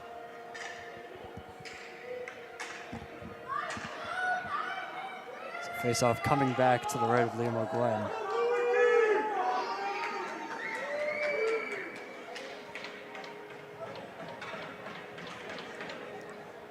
Entering the face-off circle is Luke Massey. Comes away with it. It's a bit of a sloppy face-off there as it's loose at the half wall. And number 85, Jack Dolan, trying to pick that one up in the corner. Lots of Jacks on the Antelopes team. So we got those Dickinson. Bit of a scuffle there. Massey into the corner. Oh. He's checked into the corner. Crowd wants a penalty. They're not going to get one. Massey back into, here's onto the boards. Another wraparound picked up at the half wall. Passed back out. Ferguson's going to chase this one down. Back into the corner. Behind O'Gwen, Ferguson still chasing that one down. He's got room. He's going to fire that one out toward Blevins. Just inside, 13 minutes to go. Blevins with a check along that board. And Kinney trying to get that one. Blevins can't get his stick on it, and it's turned over. And here come the Antelopes charging up the other side of the ice. Saved by O'Gwen. A penalty coming here. Buffaloes again getting called. I will say these refs not doing any favors with this home crowd. I will say it really did fill in. What started as a decent crowd, it is now packed here. Yeah, this is something else. I mean, this is like what you'd expect to see at the Rocky Mountain Showdown. There's confusion on who should go in. Looks like Di Demizio is called. The Beast. And yeah, we're going to get a... Oh. Just realized I had the wrong penalty. There we go. And we're going to have a man advantage here for the Antelopes. Linesman whistles to start play. And Jake Rosalenko trying to get that face off for his Buffs team. That goes into the corner. Logan Bergy chasing that one down.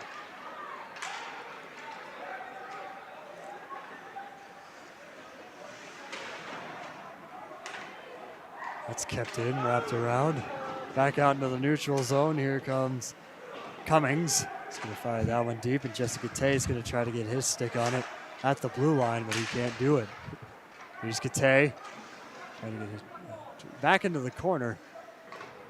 Antelopes still have it, applying that pressure offsides. And Jack Thomas doesn't agree with the official ruling there as he nearly slashed the ref. So I forgot to unmute. The lineman was right, or the linesman was right there. I mean, if he was on the opposite side, that'd be one thing, but the guy was right there, and that is his job. Yeah. It's back into the corner inside 12, just inside 12 minutes as O'Gwen came out of his net to play it in a dangerous situation there as he nearly turned it over. And McConaughey trying to pick up this puck, cleared out of the zone. And picked up by Colton Gherkin. Gherkin leaves it behind for Hufer. Or excuse me, that's Kelly.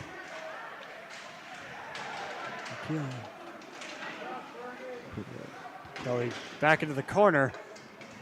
Kinney trying to get his puck on it. Here's Marcin Kevicius. And that goes up.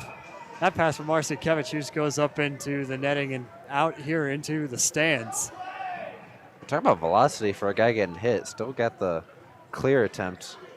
And the Buffs have been really quick on this puck. Looking like the first 5 minutes of this game where they were just really quick getting those clears and things like that. But being down in the first place, never a good thing. Yeah, they tried to clear the puck multiple times, and both times ended up going out of the netting as we get an offside call here against Spencer Lund. Yeah, they won't protest that one. Got a quick line change here. McConaughey comes off, and he's replaced by Luke Massey, the defenseman. We're going to face off here in the neutral zone as Massey enters the circle. A clean face off there for the Antelopes. Ferguson, he's going to shoot that one way down ice. And Thomas, he's got it. Pass back out, intended for Husby, excuse me. That's back out.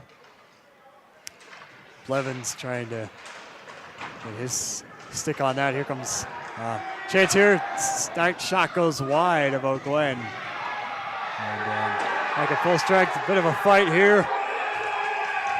Bit of a scuffle here with Spencer Lund. And we'll see what happened here. Blake Blevins really getting into it there as they're separated. No gloves were dropped, but Blevins is going to go to the box, and as is Lund. Yeah, I don't know if we got a great shot of that. You can see the amount of people that stand up. You can kind of see that reaction from that crowd.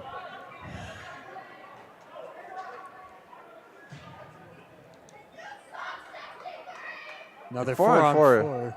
Yeah, we were just about to say the 4-on-4 hasn't really benefited either team. I don't think any real shots on net were generated from it. Let's see if that can be changed. There's a shot goes wide. Sean Spring there was getting a little jeer from the crowd. Warm welcome in here to Boulder. As here comes Marcin Kevicius skating up ice. Pass intended for McConaughey, and a huge check there by Marcin Kevicius. We're going to get a stoppage here as that was a save by Dmitry Kubrinsky. You notice, Marcin Kevicius likes to keep it all business, though. You know, he doesn't really draw anyone after the plays, but when he is on that ice, he is terrifying. We used to do free skate with him, and that is a very large man, very tall, intimidating. I would not want to pick a fight with him. I'm 6'4", nope. And I would not want to pick a fight with that dude. That's for sure. But back into the corner for McConaughey. Can't pick it up. As wrap that one around for Spring. Pass back out to Spring, out into the corner. He's going to try to set up a shot as David Hofteaser trying to break that one up into the corner. And a penalty coming here. And it looks like it's going to be on GCU, if I'm not mistaken. And it will be, as Sean Spring looks like he's going to be heading into the box. He, as I said,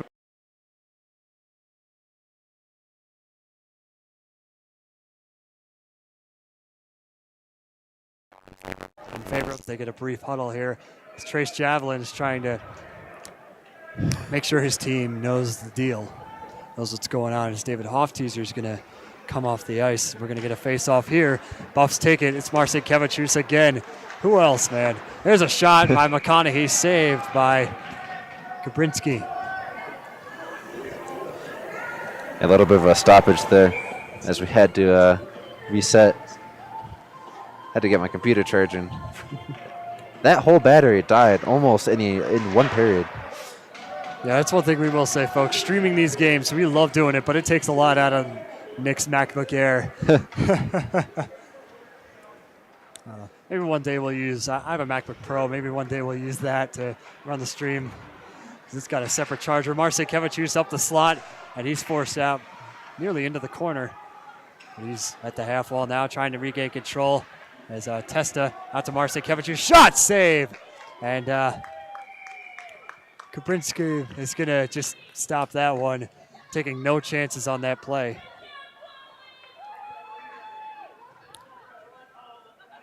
And both lines will get a quick change here as we approach we're at 9:13 to go here in the second period, and 42 seconds left on this 4-on-3.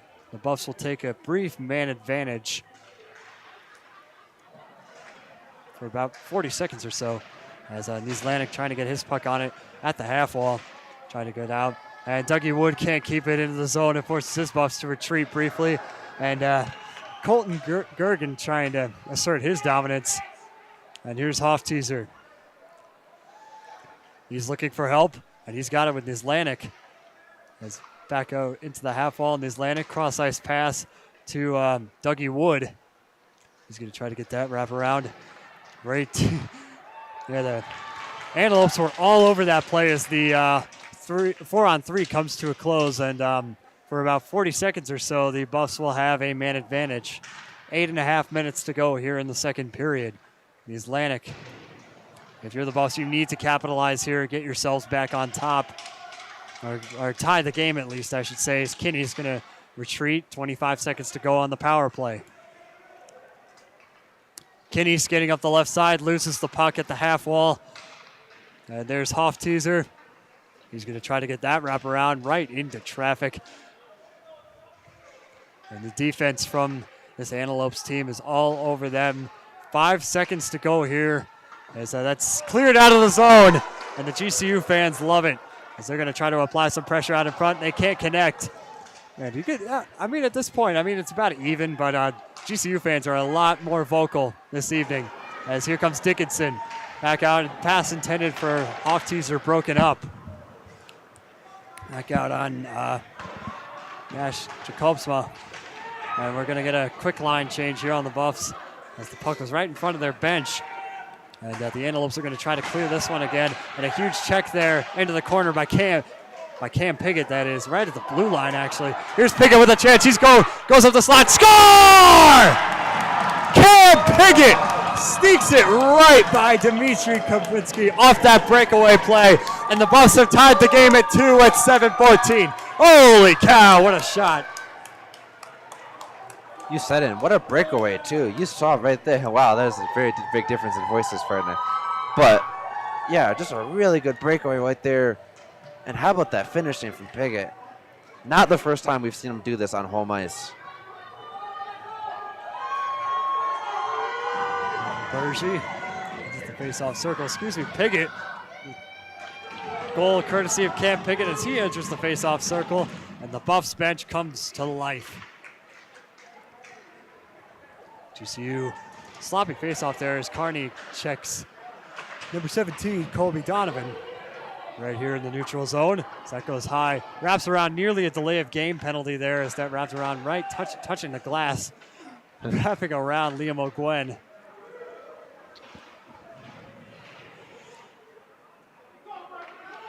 And the puck is back into the neutral zone. Donovan has it. He's going to skate up. It's turned over to Cam Piggott.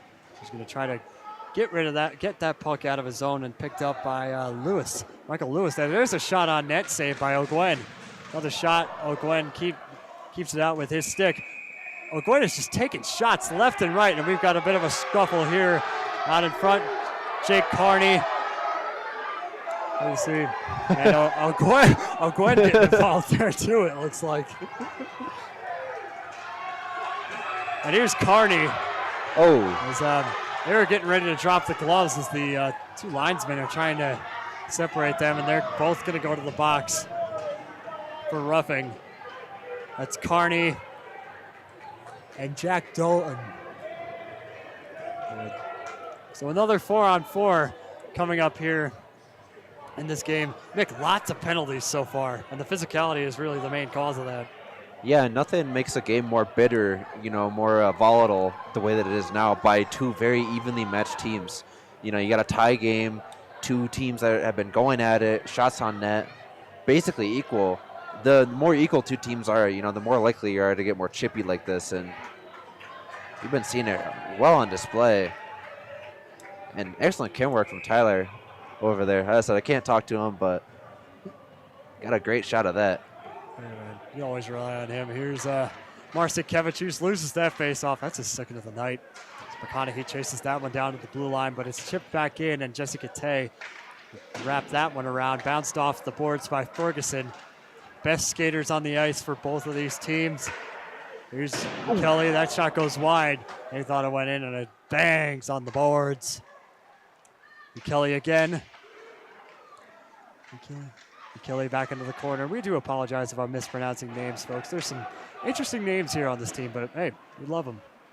And Ferguson back into the corner, and now it's picked up by Marcinkiewicz. He's got wheels. He's going to go right up the slot, back out to McConaughey, going up the left side. He's got room for Marcinkiewicz, and a great stop there. But a penalty is coming here, and it looks like it's going to be a hooking penalty against the Antelopes. So another 4-on-3 coming up here.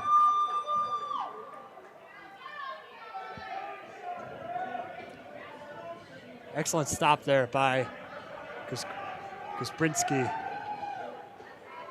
Boy, definitely the most penalties that we've seen in a game by far, not only from the D1 team, from any of the 3 teams. And we've seen a lot of hockey since August. Yeah. This is easily, not even the Rocky Mountain Showdown has produced as many penalties, which is insane. That's a shot. That's a huge shocker.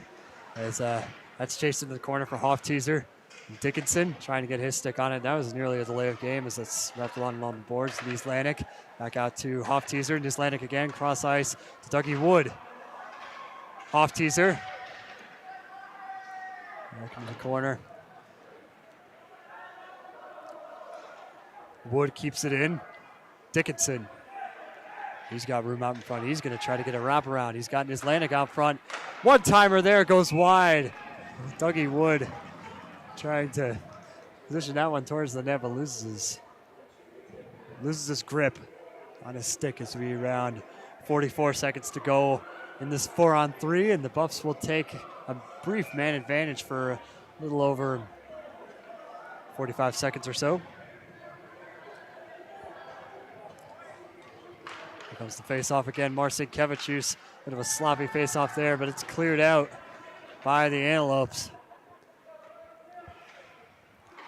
This game is tied as we around the 5-minute mark here in the second. Marcinkiewicz off the pass. He's got wheels. He goes up the left side. Marcinkiewicz. He's going to take a shot. Save. Out in front. Trying to connect with McConaughey. Goes wide. Marcinkiewicz. Back out to Nislanik. Cross ice to McConaughey, rather. Trying to take a shot. There's a shot that goes wide of the net. Nislanik. Cross ice to McConaughey.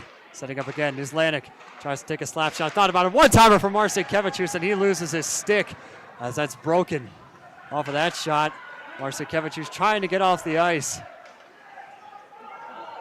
And Buffs man advantage commences here for about half a minute or so. Here's a chance here. Out in front. Oh, Gwen came out of the net. But great defense there by Jake Rosalenko. Holy cow. And Testa's just going to shoot that one deep into the corner. 4 minutes to go here in the second period. 10 seconds left on the power play. Ferguson. Shot goes wide. Another chance here out in front. We're going to get a stoppage here. There's another scuffle right in front. This is the most physicality that we have seen in a long time. But we love to see it. That is what hockey is all about, as long as nobody's getting seriously injured. And you got to... You handle your beef here on the ice, and we're seeing that tonight as Rosalenko was in that mix, and as is Blake Blevins, he's been in a couple fights tonight, and looks like he might be getting a penalty here. What else is new? Well, Gwen tapping his stick, reminding his team that there's 5 seconds left on this power play. Off one by Luke Massey. Comes back out, passes, and the Antelopes are back at full strength. Here's Kinney trying to get his stick on, and Massey back out to Kinney into the corner. Massey trying to pick it up at the half wall. He's not going to do it. There's a cross ice pass out to number 33 Cunnings on the Antelopes. So the Antelopes will get the chance to respond here as the Buffs were in their zone for nearly that entire man advantage. And that 4-on-4 and a penalty. Another penalty coming here. And it's going to be against the against the Antelopes, rather. Broken stick there on Blake Blevins, who's going to go to the bench. Hey, you saw Liam O'Gwen just threw the puck into the crowd. It's like they're not too happy. Spencer Lund heads to the box for the second time tonight as the Buffs will convene and get a quick line change as they go on the power play again with, actually there's going to be two. It's going to be, Spencer Lund and Jack Thomas into the box for the Antelopes. So it's a 5-on-3 in favor of the Buffs. The Buffs have a big chance here to make this a 1-point game. Yeah, it feels like we're playing my brother on Chell, where sometimes we'll just forget about the game and just start punching each other, and then everyone's in the box. It's been a very arcadey game, to say the least. That's so valid. Roman DiDomisio tries to get that face off, but it's cleared by the Antelopes as they're down 2 players. Here's Kinney. And he's got room, and Atlantic loses his footing there as the crowd here cheering for the Antelopes, making sure he knew that they're here, making their presence known. There's a shot save by Kubrinski. Another scuffle there in the corner. Crowd is electric here this evening. And let me tell you, this energy is really firing me up at this point. Normally, if my voice is deep, it means that I'm tired or like I'm calm. But if it starts going up in pitch, that means I'm getting a little excited or that I'm cold. One of the two. Boy, there's just hubbub after every single stoppage, and you got to figure they're going to talk to the captains after this period. Here's Kinney. Back out to Atlantic. He's going to take a shot. Wood out in front. Nearly a deflection from DiDomisio.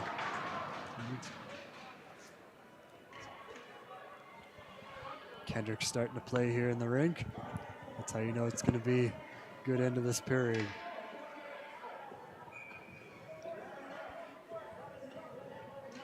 And here's DiDomisio, sloppy faceoff win there. A couple of players went down. Kinney's going to set up a shot and right into traffic. DiDomisio trying to get that face off. Wood out to Atlantic, back to Wood. Out in front, goes just high. So we approach 1 minute to go here on this 5-on-3. Kinney back out, and Atlantic thought about the one-timer, and Wood will fire into traffic again. Yeah, Dougie Wood has yet to get a goal here in the next couple of weeks, and it's cleared out, and Hoff-Teaser tripped up there into the corner. Atlantic, he's got a shot, and he's going to nearly deflect it into the net by DiDomisio, and we've got a penalty here for high sticking. So it's not looking promising as, no penalty is called here. That was confusing. Yeah, Nick, you said it best there. McConaughey. Nice to Testa. Testa's got room. There's a little backhander out to Rosalenko. That's cleared out. Goes back into the corner. 1:40 to go here in the second period. Arsekevicius. He's got wheels. He's going to try to skate up into the slot. Forced off to the left side. He's got help out from Testa. Into the corner. McConaughey. Ferguson. Back to McConaughey. One-timer save. That goes back into the corner. Not for sure that went into the glove of Kublinski. And the man advantage has expired. As we approach the 1 minute mark, they've got another breakaway out in front for O'Gwen. Great save by Liam O'Gwen. Holy cow, another shot from the rebound. That goes back out. That was Benjamin Oakland, his first chance of the night. What a breakaway there, as we are exactly 1 minute away from our second intermission. Yeah, rare defensive breakdown. Usually this Buffs team very quick on that defense. You can see usually they're very aware of where the forwards are, and they're always, one step behind them. But right there, just like we said, a breakdown.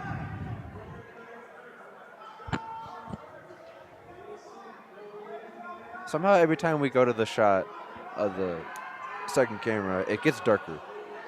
I don't know how. Yeah, the white balance is a little off, folks. We do apologize Everything's for that. off. It's a new setup, so we appreciate your patience. And as we are inside 1 minute to go, pass intended for Dickinson. And another chance here for the Antelopes. 3-on-3. That went off, sounded like it went off the pads of O'Gwen. I'm up here. Back out. Excuse me. Luke Massey trying to get his puck on it. Or stick on it, rather. Kinney into the corner. Turns it over. Half a minute to go. Like Blevins. I got to Spring. He's been in the box several times tonight. He's like, I guess you could call him the thug on the Antelopes. Hole trying to wrap that one around. Dickinson picks it up at the half wall. He's going to try to clear the zone with 10 seconds to go. One last chance here. Antelopes maintain possession. They've got one last chance to take the lead here. 5 seconds to go here in the second period. But ladies and gentlemen, it looks like that's going to do it as the period expires and it's still a tie game. Instead of being 1-1, now it's 2-2. Buffaloes and Antelopes. As both teams will retreat to their respective locker rooms. And we welcome you back to the broadcast booth. Alongside Nick Evans, I'm Kieran Warger. So this was a very physical period, to say the least, Nick. We saw lots of penalties. I think this is definitely we've had more penalties this period than I think we've had in some games. Yeah, that's the best way to put it. Usually penalties are like a pretty game-changing thing. You have a lot of these special teams units that will completely dictate, the flow of games, and yet these ones are just coming a dime a dozen. It's definitely one of the more interesting games. A really random one too. You would think that it'd be last week against Oklahoma. Two teams fighting for a playoff spot, or of course the Rocky Mountain Showdown, and that game gets chippy. But this has been one of the most penalty-ridden, physical, a lot of fighting after. You gotta wonder what the occasion is. As they are in fact talking to both captains, as you can see right there. Only one captain right now. Yep, or at least it's Husby. I don't know if that's the captain, but Husby's getting a talking to. It looks like he might be assessed a penalty to start the third period, if that is right on the scoreboard here in the rink. Yeah, so good eye. So we'll see what happens coming in here. Yeah, this is the most physical game I've seen in a long time, and it's been a lot of fun to cover for sure. Yeah. But anyway, that is going to do it from us here for about 15 minutes. Enjoy the second half of the live show. The first half of it was really taken up by Buff Banner by Aramis and Colby. But, we told them wrap it up at the 6-minute mark, and I think that was 8.5 minutes. Yeah, I kept holding up the C, telling them, and then they just kept on yapping. I mean, kudos to them. They have a lot to talk about. I mean, I know for a fact I couldn't do that, but yeah. Well, I don't think we got to your play of the week. I forgot when that was, but it should be in the intermission. Yeah, so that'll be fun. Yeah. So this is going to be. So enjoy the second half of the live show, folks. We'll be back in about 15 minutes. Don't you go anywhere. You're watching Skill Buff Sports.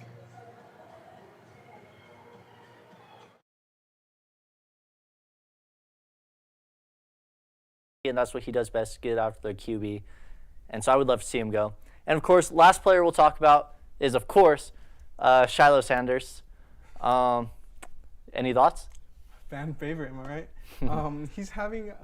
He had a good Shrine Bowl game. He did not have a good Shrine Bowl camp practice. We saw those clips of him getting burnt on one-on-ones. And I think his age, more than anything, is going to lead to him not being drafted. He's played, I believe, 6 collegiate seasons. He got injured this year, which is going to take away from his stock. He didn't play well when he was on the field. He had those games where Dion himself said that he was at fault for a lot of the big plays. And I just feel like he just won't get drafted. Well, yeah, I mean, of course, one of the biggest concerns I see is about how he likes to tackle and the routes he takes to ball carriers. But I kind of put him in the same range as Cameron Stillman Craig, where he'll be a end of draft pick, definitely end up on a team. He'll definitely end up on a team. But if you don't have anything more to say, I think that wraps it up for me. That wraps it up for me too. All right, perfect. Thank you for watching this week's Buff Banner, and back to you at the desk. On Monday, Colorado wide receiver LaJohntay Wester announced his invite to this year's NFL Scouting Combine. The speedster racked up numbers throughout his collegiate career that ended in Boulder but began in Florida Atlantic Owls, where he was an FWAA All-American punt returner in 2023. As a receiver, Wester finished 6th in FBS history with 326 catches, 74 of which were with the Buffs in 2024. Wester also had 931 yards and 10 touchdowns in black and gold last season, slowly but surely building his stock ahead of April's NFL draft. Last night was the 100th annual East-West Shrine Bowl. 6 Buffs were extended invitations to participate in a week of practice and a game. The selection committee picks NFL-caliber players to attend. Shedeur Sanders, LaJohntay Wester, Will Shepard, and Jimmy Horn Jr. represented the offense. Defensive backs, Cameron Soman-Craig and Shiloh Sanders, were the lone participants of the secondary. Wester impressed in practice, earning a combine invite from his efforts. Shiloh and Shepard had the only notable playing time in the game. Shepard had a 20-yard snag. On defense, Shiloh had a pass breakup. Other players used the time to speak with NFL scouts. Colorado's football spring game is set. Saturday, April 19th, has been scheduled for this year's Black and Gold Day, where the Buffaloes will take to Folsom Field for the first time since adding 17 transfers and 13 high school recruits.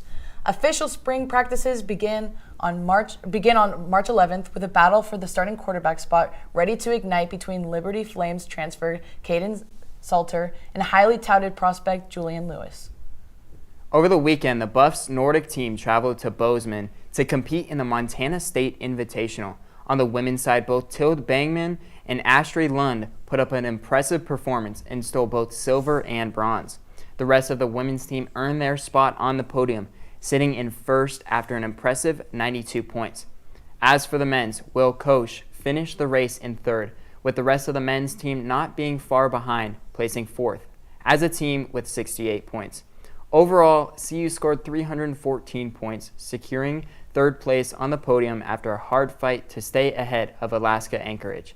The Nordic team will be back on the track mid-February in Fairbanks, Alaska. After a short break from racing in January, the CU Alpine team will be hitting the slopes in Bozeman at the Montana State Invitational on Monday and Tuesday. After dominating their last race in Copper, Colorado, winning 3 out of the 4 races, the Buffs have a good outlook for their next race in Montana. This will be their kickoff to their February race season and set of qualifying races for the national championship. With their competition fired up and a team ready to race, the Buffaloes are looking confident at their chances to hold the NCAA title. It was conference prediction week for women's lacrosse as the Buffs were selected to finish second this season in the Big 12 preseason poll.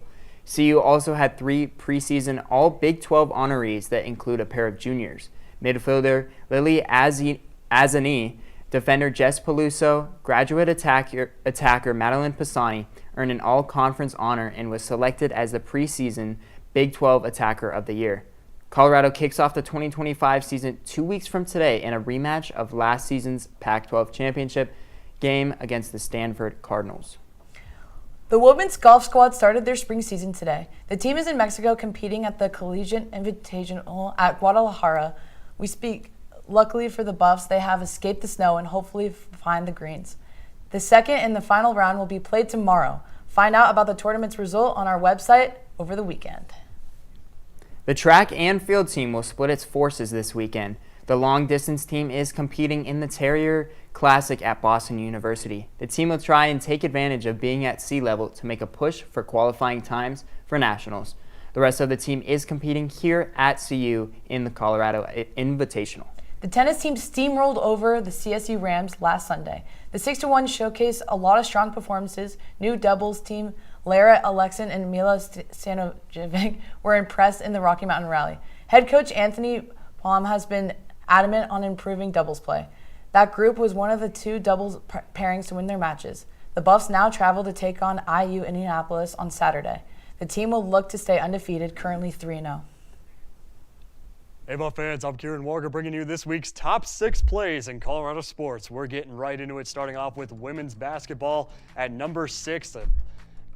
Upset against number 10 Kansas State. Little pass there from Sarah Rose Smith to Joanna Teeter, and she gets the 3 right off that play, and the Buffs take the lead late in the third quarter. Number 5 coming in here, we've got a Buffs alum. We've got Spencer Dinwiddie, and he's going to run up the middle here, and he's going to dunk on Shea Gilgeous-Alexander. What a play there by the Buffs alumni in the NBA. Moving into number 4, we got some men's D2 hockey. And this is a bit of an interesting one. We have one we don't see every day, that's for sure. Looking over at the penalty box, we have Arthur Street in there for high sticking. And Buffs goaltender Dylan Lawrence gives him a little pat on the head there, saying, no hard feelings, buddy, it all happens. And moving into number 3, going into the women's hockey team, DU came in this past weekend, and look at this. DU goaltender Megan Cunningham keeping score on the bench for her Pioneers team. I guess goalies are multitasking. If this isn't multitasking 101, then I don't know what is. Moving into number 2, we've got women's basketball again in that same Kansas State game. And K-State trying to tie it up with 1 minute left in the fourth quarter. And it's blocked by Jade Masagayo. What a play there. Keep the Buffs on top. And moving into number 1, we've got men's basketball here. And we've got a slam from Bangot Dak. What can he not do? Number 8, the sophomore, put his Buffs back on the board. And ladies and gentlemen, we had some incredible plays for you this week. Those are our top 6 plays of the week. I'm Kieran Warger, sending you guys back to the desk.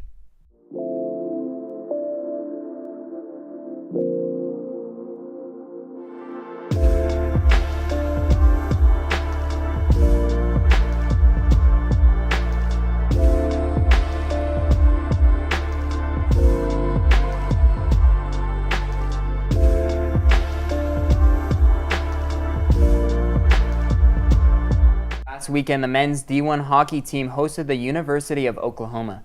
Playing 2 games against the Sooners, the Buffs impressed. CU went into the set of games ranked number 24 in the ACHA conference. Oklahoma was all the way up at 15. The visitors got the best of the Buffs on night 1, winning 3-1, but the Buffaloes came back with a victory to split the series, winning 2-1. Luckily for you hockey fans, the men's hockey team has 2 more home games this weekend. They'll be at the CU Rec Center ice rink. Both nights, the Buffs will face off with the Grand Canyon Antelopes, who are ranked 14th in the conference. Tonight, the first game is at 8 p.m. Mountain Time, and tomorrow, they'll drop the puck at 7. As always, if you're not up for braving the cold, make sure to watch these games live right here on the SCO Buff Sports YouTube. And if you're feeling friendly, like and subscribe. The D2 Buffs played their final home game of the season against the MSU Denver Roadrunners on Sunday, January 26th. The number 2 ranked BMHC Roadrunners shut out the number 1 ranked Buffs 2-1 in Boulder. Forward Oven Trevino put the Roadrunners on the board early in the first period, while Charlie Krause sealed the game late in the third. Still sitting at the top of the conference with a solid record of 16-7, this season, the D2 team is on a non-conference Arizona road trip as they will be taking on Northern Arizona Friday at 8:30. Then on Saturday, they'll travel to Tempe to play Arizona State Sun Devils. The Buffs just have a 1-point lead in the BMHC above MSC Denver and will head to this weekend, hoping to extend their lead through non-conference wins. The CU women's hockey team had a busy weekend with 3 games played at home. Friday and Saturday saw matchups against the Miami of Ohio Redhawks. The number 4 ranked CCWHA Redhawks walked away with a series sweep on Sunday versus the Denver Pioneers. The Denver Pioneers traveled to Boulder as the home team against the Buffs. The first 2 periods were eventful, while the third period saw little action. The Buffs walked away with a 2-1 victory over their in-state rival this weekend. This weekend, the team will be on their first bye of the semester as they prepare to travel to face Grand Canyon University on the road next week. The club baseball team has found their new coaching staff for this spring. The Buffs introduced Mark Goodman as the new head coach, who's coming from Colorado School of Mines. They also hired 2 new assistant coaches, Matthew Hunter, a sharp-minded hitting coach, and Raul Villarreal, who will work on defense and pitching. They began their season round robin against big names like Texas A&M, Iowa, and Texas this spring.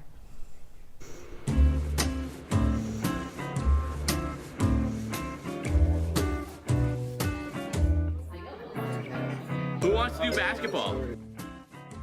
Who wants to do football? Who wants to do soccer? Who wants to do volleyball? That's so sick. Did Christian just say that? Videography. Anyone want to do that?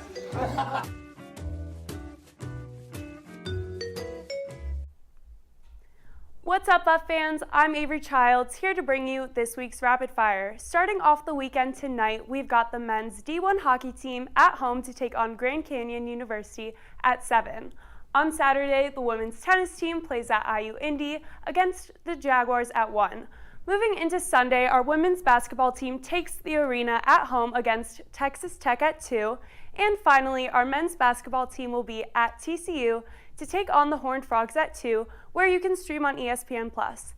Buff fans, show up and be loud this week. I'm Avery Childs, and that was your Rapid Fire. Now it's time to reveal this week's trivia answer. So drum roll, please. As a reminder, we asked you when the last time the Buffalo's men's basketball team went on a 9-game losing streak. And drum roll again. The answer is 2008-2009 season. The Buffaloes finished their season losing their last 12 games. It's time for our tweet of the week. The Buffs posted a picture from the 2025 Shrine Bowl featuring some familiar faces. 5 Forever Buffs posted up with the Ralphie Horns. In the photo is Will Shepard, LaJohntay Wester, Jimmy Horn Jr., Cameron Silman Craig, and Shiloh Sanders. Wester impressed so much at the event that he earned an invite to the NFL Scouting Combine.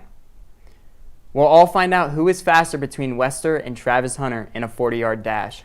I have got to take Hunter on this one. All right, I'll take my boy Wester. Thank you for tuning in today, and as always, you heard it here first.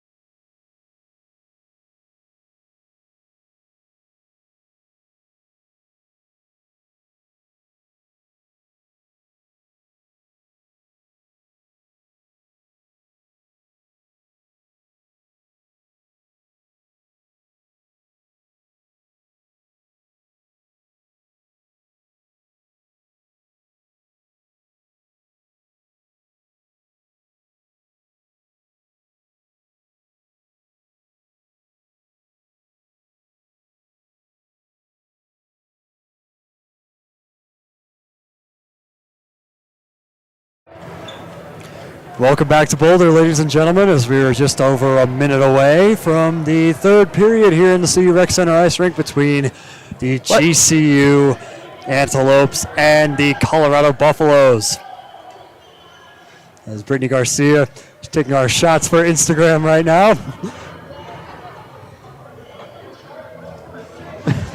So tune into our story. Brittany's getting a lot of great photos out there. She's out here killing the game. Whoa. As we, around 30 seconds to go here in the second intermission as the Antelopes take the ice. And the GCU crowd is very vocal here. Yet again.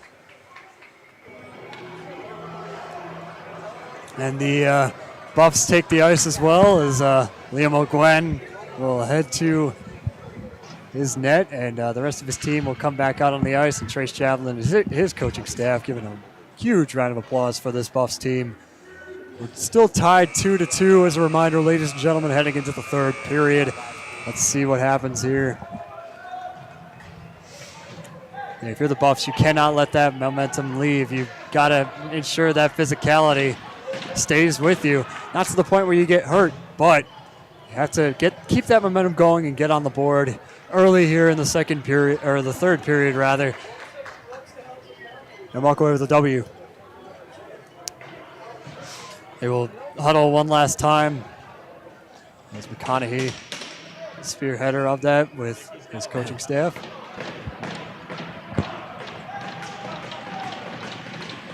And a very, very noisy Antelopes bench. And here comes the opening faceoff, and who better to attempt it than Raplos Marcinkevičius. Well, yeah, the Buffs are going to be at a disadvantage here. They're going to have a penalty on Owen Dickinson to start off this period. Marcinkevičius. He's that one back in a check there on this Lanik. He chases that one into the corner, but it's picked up by Caden Henriksen. There's a chance here out in front. Cross-ice pass, one-timer score! Caden Henriksen off the cross-ice pass from Gavin Kelly. And the early here, not even half a minute into this third period, they've killed a penalty and regained the lead here. So if you're the Buffs now, you've really got to make sure that that's a real downer. You've really got to make sure that the guys are still good to play here. Here's Piggott attempting the face-off. Bit of a sloppy one there, but it's turned over. And another chance here for the Antelopes as Thomas goes up the ice. Is going to fire that one just wide along the boards. And here comes Cummings. It's chased into the corner by Piggott. Getting in the corner. Logan Bergy. Another shot saved by Liam O'Gwen.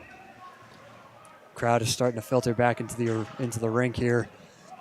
And I gotta give him credit for braving the cold in here. It is, it's typical like ice rink fashion, but it's cold. And I think I'm starting to feel it in my voice a little bit. I'm starting to get a little bit of a rasp.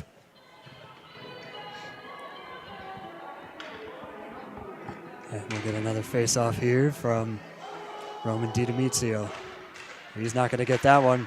Put it out. Pass is broken up. Great break up there by David Hofteaser, and that's going to force them the Antelopes back into their zone as Hofteaser trying to get his stick on the puck into the corner for Dougie Wood. DiDomizio trying to get the puck out. Here's Wood. He's going to wrap that one around for Hofteaser. DiDomizio in front of the net trying to get that redirect. He's not going to do it. As we get looks like an offside call here. So we'll get a face-off in the neutral zone.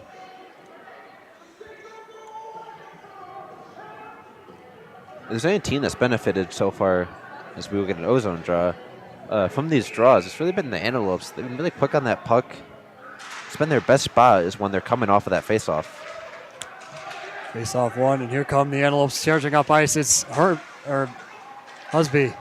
DiDomizio, backhander pass to Dougie Wood, and he's just going to get rid of that one back into the corner. Wood, picked up, and a penalty coming up here. And it's going to be on GCU. And it looks like it's going to be on Christian Cardo. He's going to head into the box. And, very, very vocal as he's doing so, I must say. It's going to be penalty for tripping. Pulls Marcinkevičius to attempt this face-off as the Buffs go on the power play. Sloppy face-off there, ultimately taken away by Ferguson with a shot save. Kuzmetsky. Ferguson trying to keep it into the blue line, and he's forced out. And checked there in the neutral zone. As a long pass out to Testa. He goes up the left side near the half wall, and he's going to wrap that one around. Marcinkevičius trying to get that. And a penalty coming up here for interference. It's going to be on the Buffs as Marcinkevičius heads to the box. That's a huge loss for the Buffaloes here. So we'll be 4-on-4 here for about a minute and 40 seconds. Very rare penalty for Marcinkevičius. He usually keeps his record clean. Yeah, you're right, Nick. You really haven't seen him in the box a whole lot this season, and that's a streak I'd like to see kept alive. He's one of our key players. One of the key players here for this Buffs team. As McConaughey. Which now our penalty is today. There's McConaughey. He's skating up Skating up center, forced off to the right. Little backhander there. There's a shot save. By Kubrinski. There's another shot that goes wide. And a big check there on Drew McConaughey, and we're going to get another penalty here for roughing on number 85. That is Jack Dolan. He's been in the box at least once this evening. Shot by Testa, save. So it's going to be 4-on-3. Penalties still plaguing both of these teams late in the third period.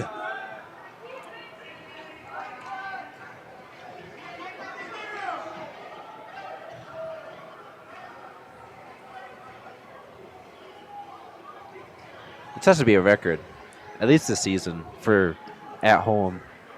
Oh, yeah. Yeah, Nick, we were saying when we were, I got it. before we went off air in the intermission, we were saying this is the most penalties we've seen, more than some games, just in one period. Cross ice to Dougie Wood. Here's Ferguson setting up a shot. Thought about it. Hofteaser takes one, and it's turned over. 4-on-3. 50 seconds to go on that 4-on-3, and that shot goes high up into the netting and out of play. DiDomizio turns it over to Hofteaser. The pass there into the corner. DiDomizio trying to get his stick on that as McConaughey, or excuse me, Hofteaser rather, right, trying to keep his stick on it. Here's Ferguson. He's thought about taking a slapper there, and back out to Wood. He sets it up, trying to get that one-timer. Ferguson, crowd wants Ferguson to take the shot. Hofteaser's going to shoot, and that's saved. Usually cleared out. Here's Hofteaser. Here's Wood. Back out. And back into the corner is Hofteaser. Wood out to Ferguson, who takes a shot right into traffic, trying to connect with DiDomizio as we're back to 4-on-4 here. And Buffs will have a power play coming up here in about 10 seconds. As that puck is turned over to DiDomizio, trying to get his puck or his stick on it. And there's a shot saved by O'Gwen by Nealon.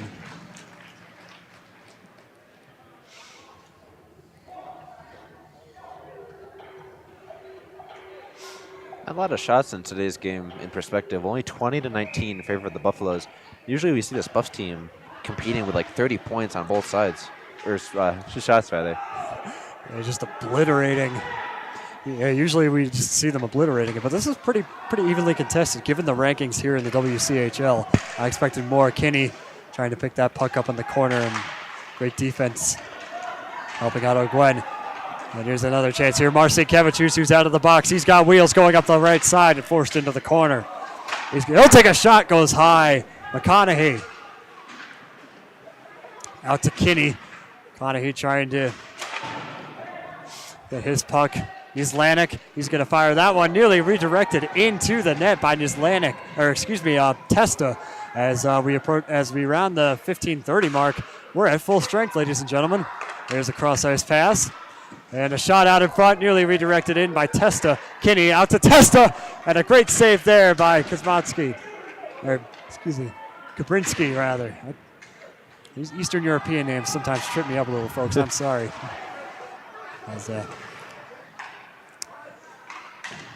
And Nislanik trying to clear his puck. McConaughey gets his stick on it. Great stick handling. And tries to stick it out of there, and he's checked, and we're going to get a penalty here on GCU for the check there on Drew McConaughey, and it's going to be Caden Henriksen heading back into the box for the Buffaloes, or excuse me, rather, that's Colby Donovan. He's been in the box at one point this evening. There's so many penalties, I can't keep track of who's been in the box and who hasn't at this point.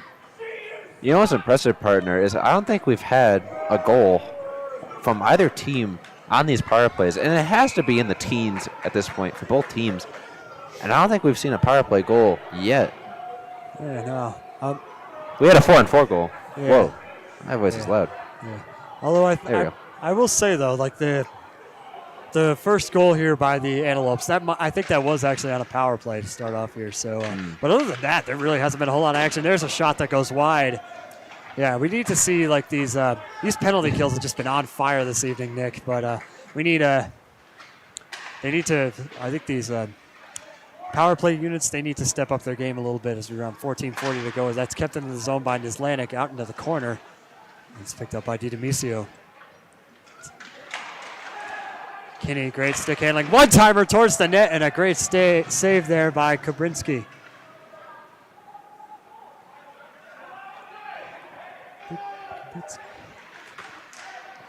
Kabrinski out in front. The puck is cleared out, and Islanik will chase that one down as both lines will make a quick change. So we approach 14 minutes to go here in the third period. Very closely contested here as Jack Ferguson leaves that back for Marsekevicius as McConaughey's line is back out on the ice. Marsekevicius loves that pass out of the air as that went right into traffic, and Ferguson not able to keep it in the zone and forces the Buffs back out. Marsekevicius again, he's got room going up the left side, and he's just going to shoot that one deep into traffic. And Rosalenko trying to get his puck on it. There's a little one-timer attempt there and a save right into traffic. Ferguson really trying to capitalize here. Yeah, shots really starting to pour in for this Buffs team. 23 shots registered. I think that's 2 just in this power play alone. They've been really hot on that puck.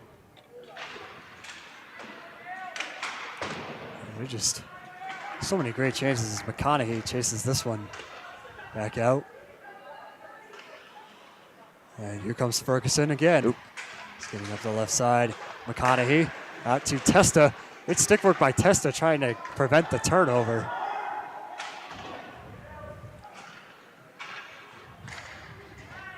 Puck is loose. Oh, excuse me. GCU gets a quick change.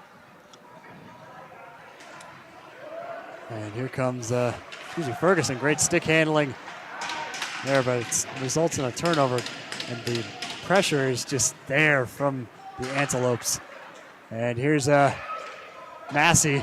He was shorthanded in that zone. As puck is loose. And Jake Carney's just going to leave that one back for Matty Hull and Blake Blevins. And Blevins getting into a little bit of a scuffle there, and the coaching staff on the Antelopes wanted a call there on a penalty, and that's broken up. Great pressure from this Antelopes team. That shot goes wide right into traffic. So we approach 12 minutes to go here in the third period. Puck is still loose behind Liam O'Gwen. That's back out to Thomas, who's going to fire, save by O'Gwen. Back into the corner. Here's Thomas again, skating up ice. Then there's a shot saved by O'Gwen. He's a 1-on-5 on that play, and it's back out to Cardo, who was in the box earlier this period. O'Gwen came out of the net and retreats quickly, sensing a threat, and we'll get a penalty coming up here. Offside call. Blake Blevins getting some smack talk here. Well, with Blevins also, I think he was the player that kind of escorted that lope to the ground, as we won't get a penalty. Looks like he got outside in the process, but yeah, he kind of escorted that lope to the ground, wanted a call. That's gloved by O'Gwen. Just off the face-off as just inside 11.5 to go here in regulation.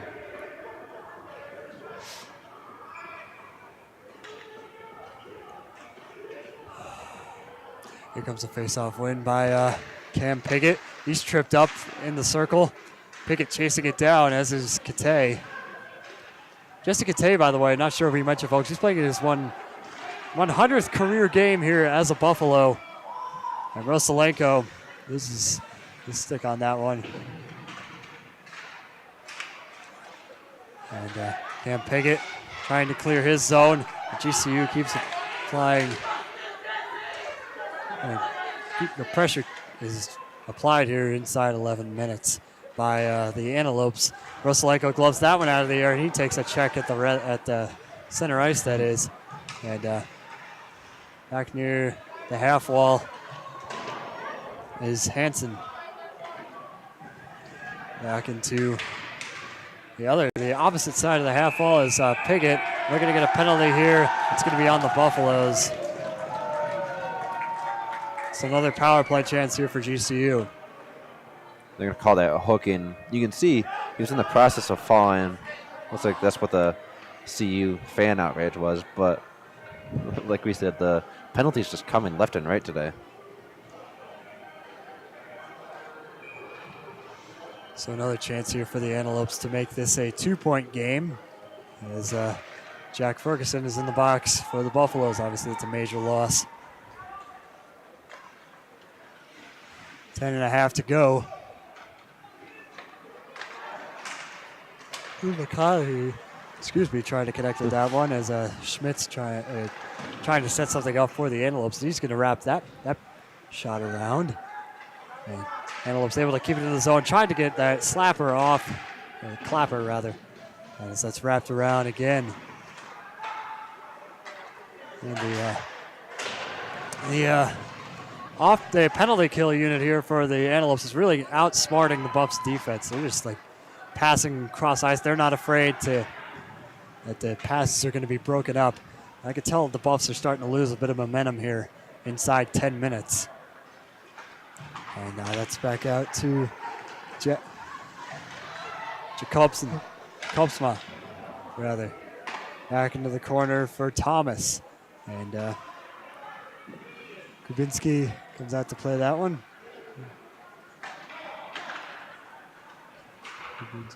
That's fired deep into the corner by Jacobsma. That's cleared out. Here comes David Hofteaser. He's got room shorthanded, and that shot goes wide as he felt the pressure from Thomas. Quick line change here for GCU. Half a minute to go here in this Antelopes power play. And a big check there in the corner. No penalty is called, but that's a huge hit there on Blake Blevins into the corner. And if you remember, Blevins was the one people were jawing earlier for that hit. So I got to feel good for that GCU team getting some hits of their own. Well, they got the revenge, that's for sure, as Ferguson comes out of the box and we have returned to full strength. There's a shot goes high up into the netting as we approach the 8.5 minute mark here in the third period.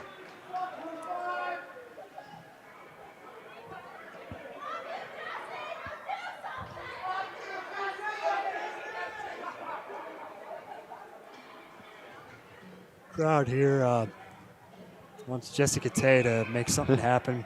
He hasn't been too active here this evening.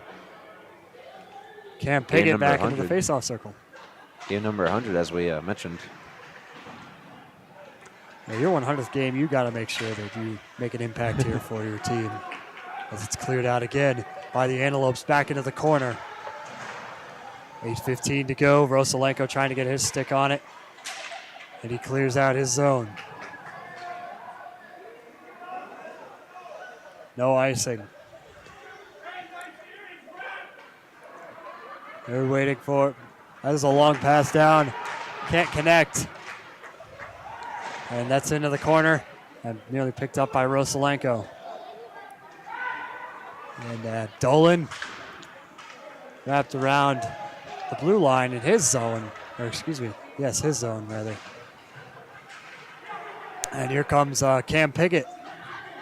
He's got room as Logan Bergie back into the corner. He's going to try to wrap this one around as we approach the 7.5 minute mark in the third period. And here's Piggott, takes a shot, goes into traffic, and it's gloved out of the air by Kubinski. One heck of a chance there for the Buffs to tie this game inside 7.5 to go. Buffs are running out of opportunities here, Nick. Still a lot of hockey, though, and you got to think they're not going to pull the goalie until probably the 3-minute mark. So just got to stay the course for now. Yep, game is still young, but you cannot let that take advantage. Marcinkiewicz with the shot saved by Kubinski. And McConaughey, he's got a shot going, skating up the left side. He's got help from Marcinkevich's, and McConaughey's checked into the boards as Marcinkevich's shot was broken up. And GCU trying to apply that pressure inside 7 minutes. And here's number 96, Carlo. Out into the corner. Here comes McConaughey. Outside pass to Kinney. He's going to take a shot, goes wide as he's really tripped up at the Antelopes bench. That puck is being chased back into the corner. No icing. And Jessica Tay and Roman DiDomizio pass back out to Dougie Wood, whose line is on the ice. David Hofteaser can't get that one. Wood is tripped up a little at the blue line.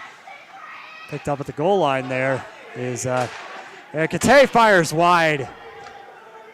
6:10 to go here in the third. Hofteaser trying to get his stick on it. He's got help from DiDomizio, but the GCU will clear the puck again, and they've got momentum skating up ice. They're going to try to get the wraparound.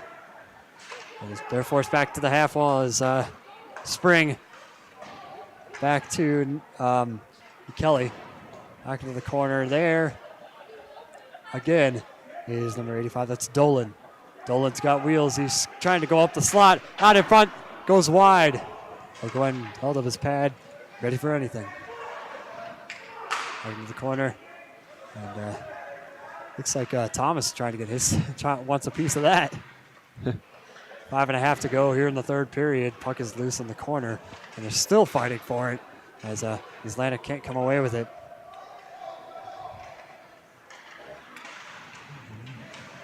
Back into the corner there for DiDomizio. Jessica Tay in the mix as well. Broken up. Hofteaser goes his pass. They've got a chance here. Here comes the Islanda. He's just going to fire that one deep and crash it along the boards. We're inside 5 minutes left here in the third period. Buffs are running out of steam. Blake Blevins chasing down that one. And pass broken up by Owen Dickinson. He's going to bounce that one off the glass. Here's Blevins. Turned over to Thomas. And it's picked up by Lund. A big check on Lund in the corner there. And that's going to be a penalty there on Luke Massey. And Massey not pleased that he's going to be heading back to the box tonight. It's about 4:35 to go here in the third period. Another power play here for GCU. Yeah, they're going to call boarding for that. That's definitely the right call. You saw it right there in that golden area. I guess it shouldn't be golden, more like a red area where you're too far from the wall, where you're still hitting the boards, but too close to it where the person still gets contact with it. Got to always be careful lining that up. Yeah, of course. So another shorthanded situation for this Buffs team. Not what you want to see. And we'll see if the Antelopes can get another power play goal and make that 2 for 2 here tonight. McConaughey chasing that puck into the corner. That puck is wrapped around by Ferguson into the opposite zone. So the Buffs will have a little over 2 minutes to make sure that they can tie the game at even strength. Well, they can tie it shorthanded. So there's a shot saved by O'Gwen. And O'Gwen is knocked back into the net. And looks like net may have come out of the post there as O'Gwen makes it to his feet. Yeah, it looks like Quentin Kinney was hit into Liam O'Gwen, who got hit into his own net, who took the net off. Just been a really rough game in both teams. Yeah. Just inside 4 minutes to go here, and we'll get another chance. McConaughey. Out here, there's a shot that goes wide. Inside 4 minutes, Marcinkevich's just tried to get his stick on it, and we're going to get a stoppage of play here. And crowd is confused as to what that call was here. I can share that same sentiment. Well, you remember earlier, that was the exact area that they were looking at the the scraping the ice off to start the second.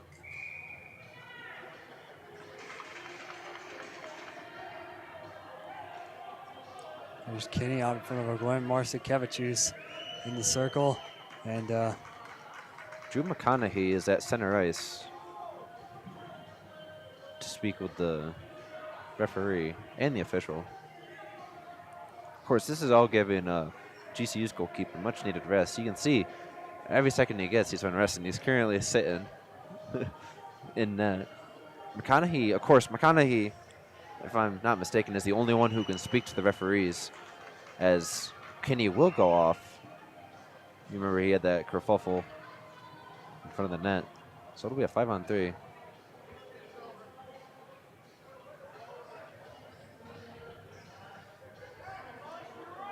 The Buffs penalty kill has they've been pretty good here, but with the exception of that one goal at the start of the period. There is out in front here for Jack Thomas. That's wrapped around, picked up by Schmitz. So it's cleared out of the Buffalo zone as Thomas skating up the right side. He's got help, cross ice pass, can't connect. So we'll have Buffs are going to be shorthanded for the majority of the rest of the game. As Thomas sets up a shot, goes high. 3:15 to go. Hopefully the Buffs can outlive this this power play unit here. There's a one-timer saved by O'Gwen. That puck going off Marcinkevičius. He's got a chance here, shorthanded. And he's going to be double-teamed into the corner. That's turned over. When you see Marcinkevičius down ice, that's not a man you want to mess with or take his presence lightly. Husby fires into the corner. Ferguson picks that one up. Marcinkevičius behind the net, turned over. And I was trying to set up a shot, and a good glove save there by Liam O'Gwen as that went up high into the glass. Just inside 2.5 to go. We've got about 30 seconds left on the man advantage for the Antelopes. That's kept inside the zone by the Antelopes. They're trying to set up a shot, and a great save there again by Liam O'Gwen off his shoulder. We're rounding around the 2-minute mark here in the third period. If I got to Jake Carney, and I think it's going to be offsides.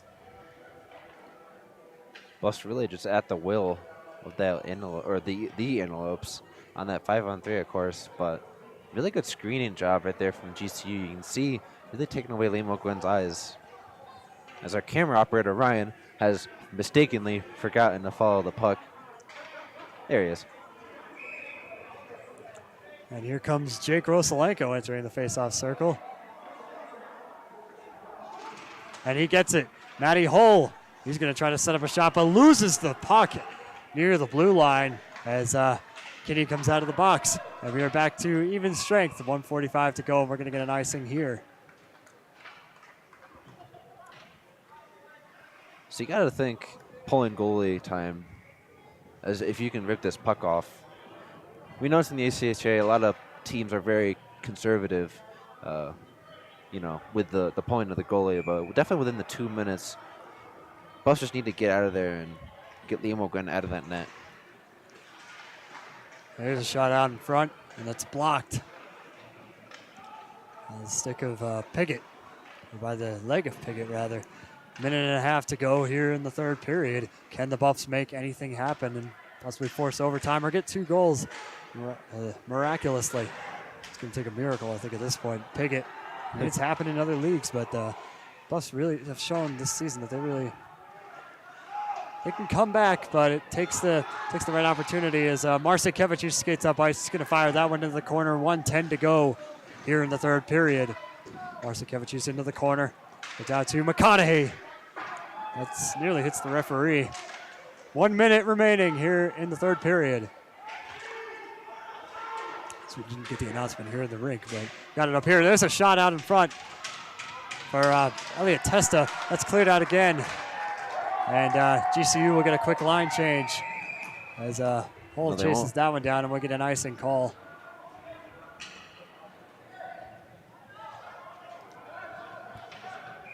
And just inside 45 seconds to go here in the third period. Buffs will reconvene, develop a strategy, try to get back in this game. Obviously, you know, they were hoping they wouldn't come, that this game wouldn't come to this, but it has. So those are exactly the guys you want out there. Your McConaughey, Hofteaser, Merson, Kevin choose. If there's anyone on this team that can get that done, it's all of them. Merson Kevin choose on his own is one of the better players on the team. But then you got McConaughey, who's really good at setting up those passes. Same thing with Hofteaser. Some of the best offensive awareness that you'll see. I like this line that they got out here. And I always love the camera gets so close. You can kind of see the point of attack. It looks like they're going to try and attack from the circles and hope they can get that rebound. But it all starts with that face-off. Huge face-off. Easily the biggest couple seconds of the night here for both teams.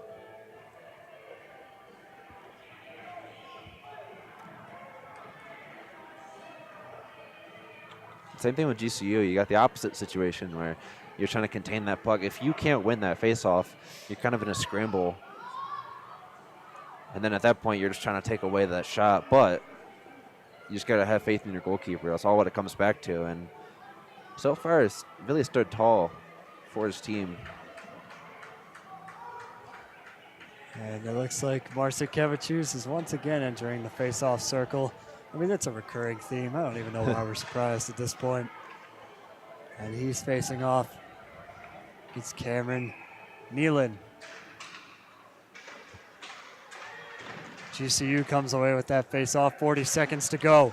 And McConaughey trying to glove that one out of the air, and the zone has been cleared. Icing. So right back at you. That's what we say to GCU right now. 32.7 here in the third period. Looks like Marcin Kevicius is going back in. Definitely need to give him that mulligan. As you got McConaughey at the point. Interesting. In front cleared out by GCU again. As we approach 20 seconds to go, McConaughey going to try to make something happen here. Cross ice pass to Testa. He's got wheels going up the slot. Pass intended for McConaughey is broken up. Hofteaser trying to get a stick on it. And stoppage of play here. This is offsides. Yes. No, it's no zone draw. Not sure what the call is here. Coach doesn't know what the call is either. He's pleading it. 12.5 left here in the third period. Time is winding down. We're approaching the final 10 seconds. Here's Hofteaser. We've got a chance out front right into traffic. And can't exactly tell what they're saying here in the rink, but CU has been wiped off, and this GCU crowd, it's almost like a home crowd here at this point as they're applauding their team for one heck of a win. And that goal earlier in this period really sealed it. But final score 2-3 in favor of GCU. The Buffs come out to salute their home crowd as they will do the handshake tomorrow as they round out this series against the Antelopes. But overall, this is one heck of a game to call. Very physical, very entertaining. That's for sure. You know, a good thing about the new mics is that it's facing us. It's not the surround, you know. That's true. So no, very minimal ambient sound, I guess. But you look at that. The group prayer, of course, after every game is the entire GCU roster. Of course, a Christian school. I always love to see it.